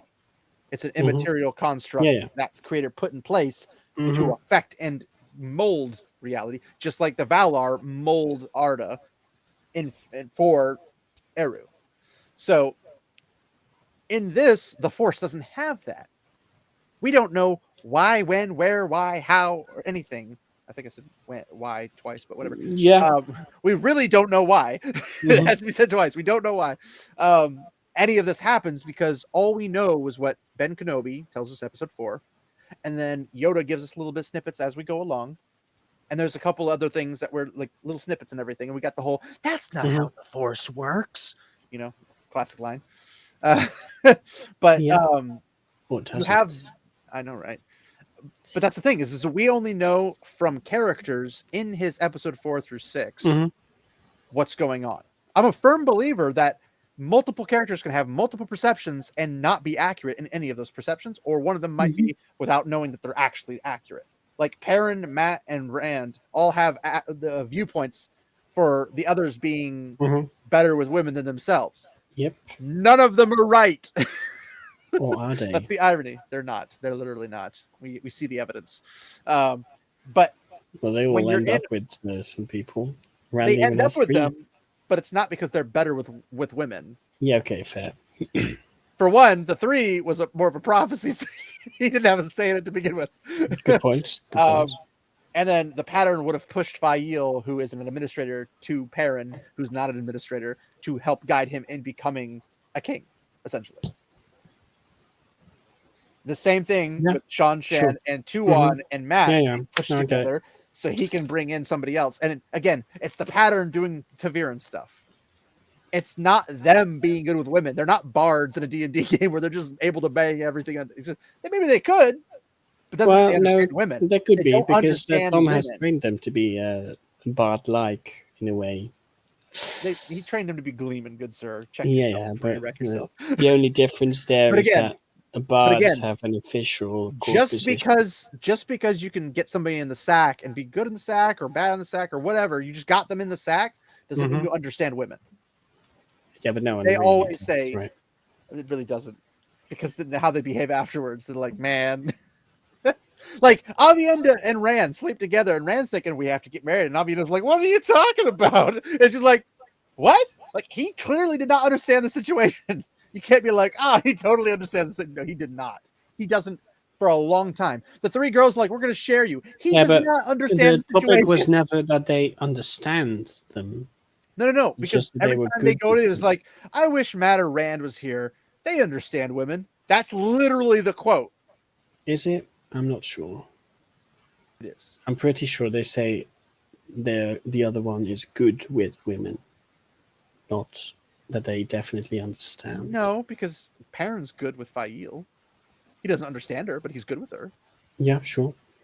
So why would he say, I wish the other 2 were here, they're better with women than I am? Because he doesn't think of himself as being good with women. Does that affect him being good with women, though? Does it matter? It's about his perception and his thoughts about himself. Why would I ask for help with somebody else for something that I would figure out? Because every time I recall them having, each of those guys having those thoughts, it's after something where a woman confounds them. It's always an understanding context. The context is always, I don't understand what's going on. I don't understand why these women are behaving this way. And women have the same thing with men. They just don't do the whole, I wish I had Nynaeve here because he knows how to deal with men. But it's never the thing. Yeah, no, okay, fair enough. It's always based on, but the context every single time. It's not, like Matt doesn't struggle getting with women. It's not that he has problems being good with women. He doesn't understand them. Every single time. With Tylan, he doesn't understand why she's doing what she's doing. With Tuon, he doesn't understand why she's doing what she's doing. And they're polar opposites. One's literally taking advantage of you. The other one's waiting to see what you do. Like they're complete. He doesn't understand. That's the big difference. He's confused even by Brigida because Brigida doesn't try to do anything. She's like, I'm a bro. that's their relationship. Like she's like, yeah, let me point out all these chicks for you, and let me point out all the ugly men for me. Like that's literally Brigida. She is confusing because of that. He appreciates it, but he's still confused by it. Yeah, I know. So each of all those things are all contextually about. I'm confused by women. They don't make sense.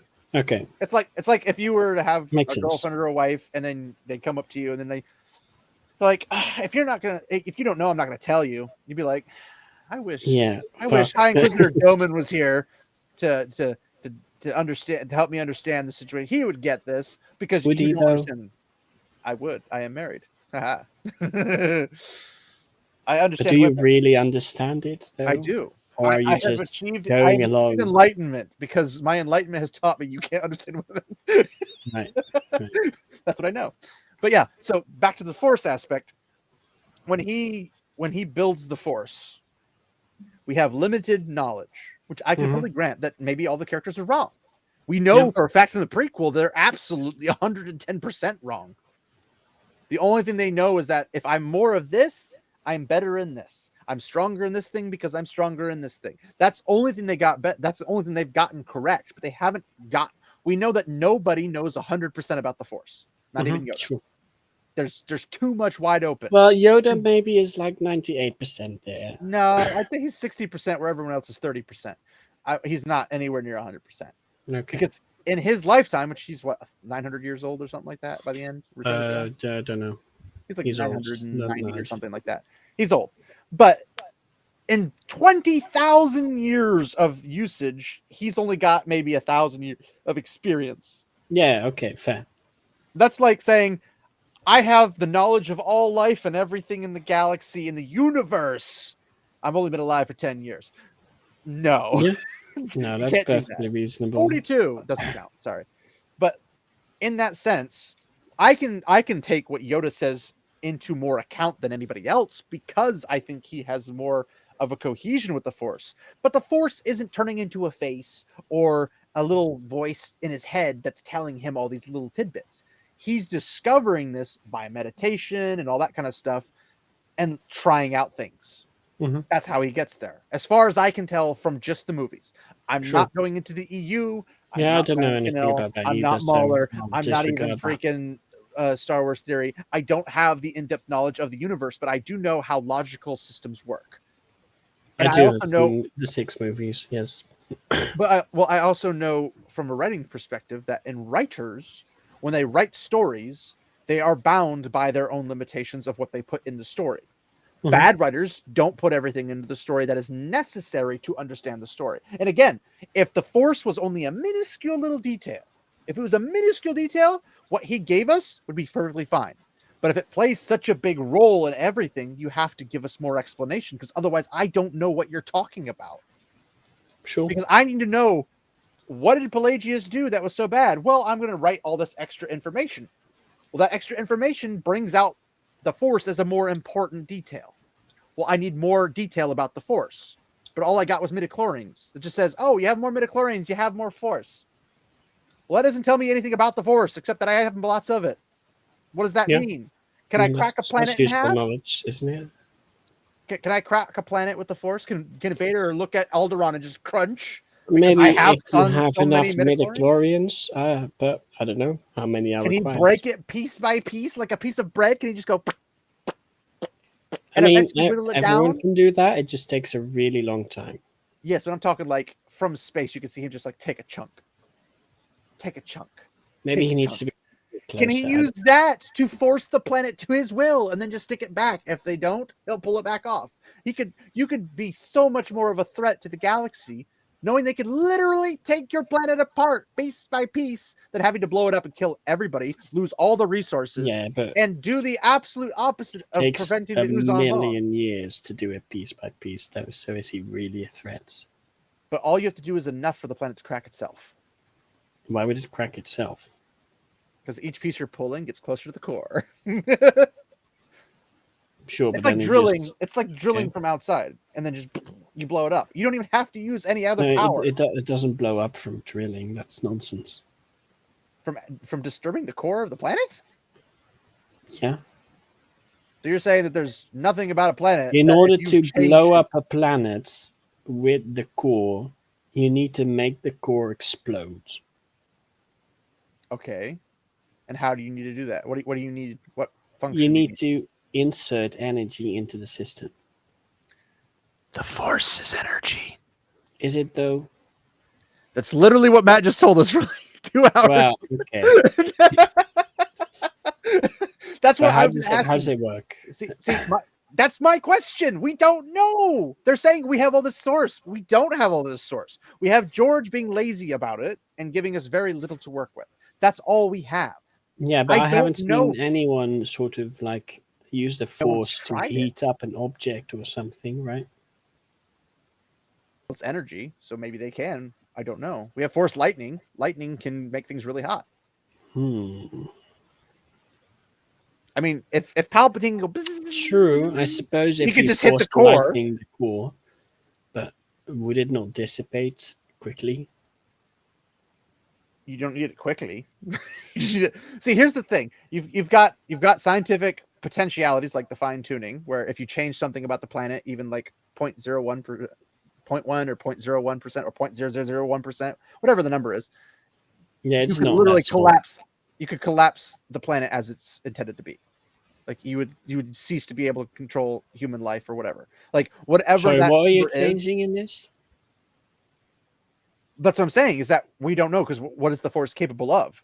We don't even know what it's capable of, but could you hypothetically do it knowing that we don't know what the limitations are? Sure.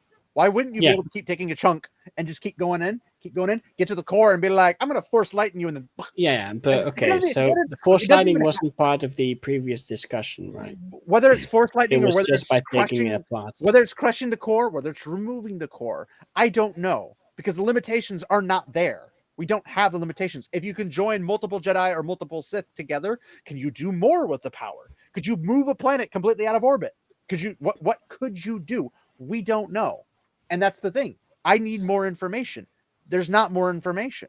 There's a type of information, but it's unsatisfactory because it doesn't fulfill logical requirements. Okay, fair. Yes. So if I'm asking, and Matt would disagree, which is perfectly within his right. I'm not going to argue that he can't disagree. I will disagree that his disagreement is valid, but that's because I'm coming at it from a logical perspective, and I don't think, I don't think it's heavily contested. I'm assuming he doesn't come from a logical perspective. He's coming from the author said so, and that's all I need. I don't agree with that. Because, again, it wasn't a clarification within the system that he had. That's not necessarily opposed to logic. Well, it is when the system that the author said opposes his own previous statement. If I say something and then years later I'm like, well, I'll go back and fix something in the beginning, and I'm going to say something else that's going to contradict this later on in the future, because let me think of it. I'm trying to think of I had a recent one recently that I thought about, and it was like, if I do this, then it goes back and it changes all these other functions. Like, why are these characters doing this if they could have done all this to begin with? I'm trying to think of which might have been a Star Wars reference. Maybe it's the Acolyte. So let's go to Acolyte, which is like 100 years or something before but Phantom Menace or whatever. We already know that it doesn't make sense, right? I know, but if it was George Lucas and he said so, now what? You can't argue against it.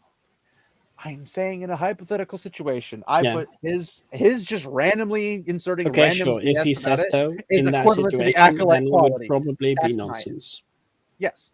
So if they're like, okay, well, these coven witches came together, and lesbian coven witches came together. You're killing me, Spons. You're killing me. Oh, yeah, last thing. We'll save it for the next one. So these lesbian coven witches come together. They force create twin girls. Of course, they I'm not. So they force create it, and then now down the line in the prequels, let's say the Acolyte was a prequel to the prequel, and it was George Lucas's baby, right? I'm not saying it is, because it's not, but I mean it is through Dave Filoni, but that's a different story. Is that the same? I think so. I mean, considering George basically gave Dave Filoni like a license to kill his series, so that's why we have Ahsoka and everything. But that's beside the point. Don't just rail me. I'm trying to get this done so you can get out of here. So these guys are created, and then 100 years later or something, Pelagius and Sidious are like, let's create life, but they're not the ones actually creating it, but the Force creates it. It's like, but if you could create it with the Force, why would I mean I'm kind of referencing in stoic humor Star Wars Theory. Did you ever watch the Star Wars Theory? No. Had a comedy skit I sent you? Which one? The one where he plays Anakin and Palpatine. He was making fun of the episode 3 of Acolyte. Or basically, he's like, I don't think you sent anything, but I'll try to find it and resend it to you. But basically, maybe that was like years ago, but I don't know. No, it was literally like this year. It was like literally like a month ago. I have no. It was right after episode 3 of the Acolyte. That's how close it's been. You might not have seen it. I'll have to go find it again. But essentially, he's being Palpatine, saying like, some say that the path of the dark side leads to something unnatural, and then Anakin's like, you know, I heard the story about these two these coven of witches, lesbian witches, and they were be able to create life from nothing, and Palpatine's like, what? My master didn't. I mean, my sources have not told me these things. Like it completely would retcon everything that's happened in the prequels if the Acolyte was true. But if the author says so, it must be so. Is not a good excuse. Even you agree with that, correct? Yeah. And that's what I'm arguing, is that there's a difference between clarification and overriding through a retcon or destroying your own system of how your story works. Because as soon as and it's the same reason we argue that the Wheel of Time TV show cannot change from the original storyline, because we know from the books that every other multiverse fails except for that one. It's already been it's buried in stone. Literally, the Dark One needs to win in this one for all others to take effect. But if he doesn't win in this one, none of the other ones take effect. And it's like, okay, if it's not the same story, it's a different turning of the wheel. And if it's a different turning of the wheel, guess what? It's a multiverse. And if it's a multiverse, they lose. It's part of the story itself.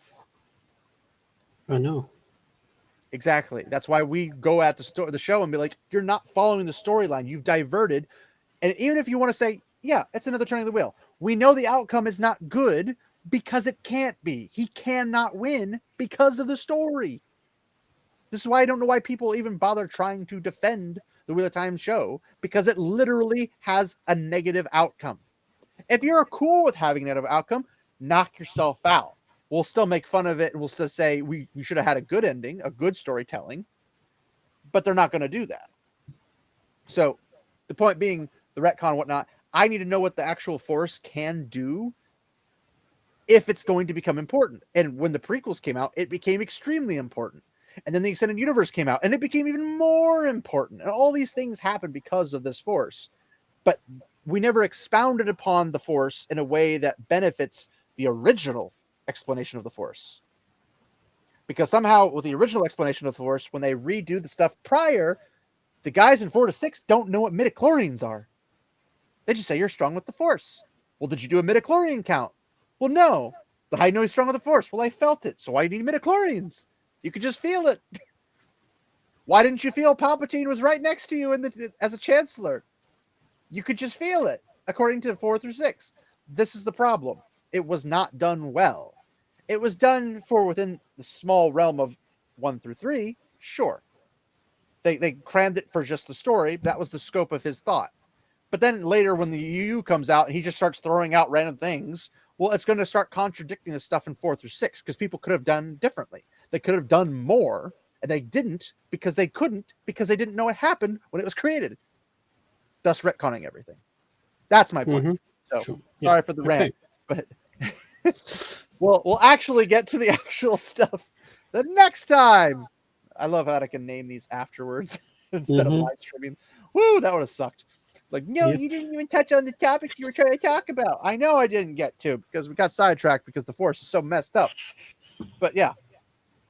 Yeah. So anyway, we'll have probably next Thursday. I'm assuming you're available next Thursday. Probably, yeah. Are you done with classes or no? Should be. One more by month? then. By next week? Nice. Yeah. Knock it out so we can do some stuff. Aside from our usual Sunday stuff. But yeah, so hopefully next week, Matt said he should be available if Sage is here. I don't know how much Aturian knows about Star Wars, but I'd love to have him in anyway. No idea. Maybe he could play on the religion aspect of the Force, because that's also that's another aspect entirely that we haven't even touched on in this video. I know that Gadfly is very limited in his free time, but I also know he doesn't care about Star Wars anymore. So as much as I would love to have his input, I don't think he'd want to come on. He's welcome to. So Gadfly, if you watch this, we love you. Come back anytime. But yeah, if you want to put your 2 cents in, comment or whatever, Gadfly will answer that. But yeah, so thanks everybody for sticking with us this long. I know it's only a 3-hour video. It's not that bad, honestly. It's better than our 7-hour ones. But yes, hopefully we'll talk about this more. And then obviously after we get done with the next Star Wars one, we'll go back to our Tolkien regularly scheduled program and go from there. So how many versions do we still have? Like 4, I think. 4. Okay, that's not too bad. 4 or 5, maybe 6 or 7.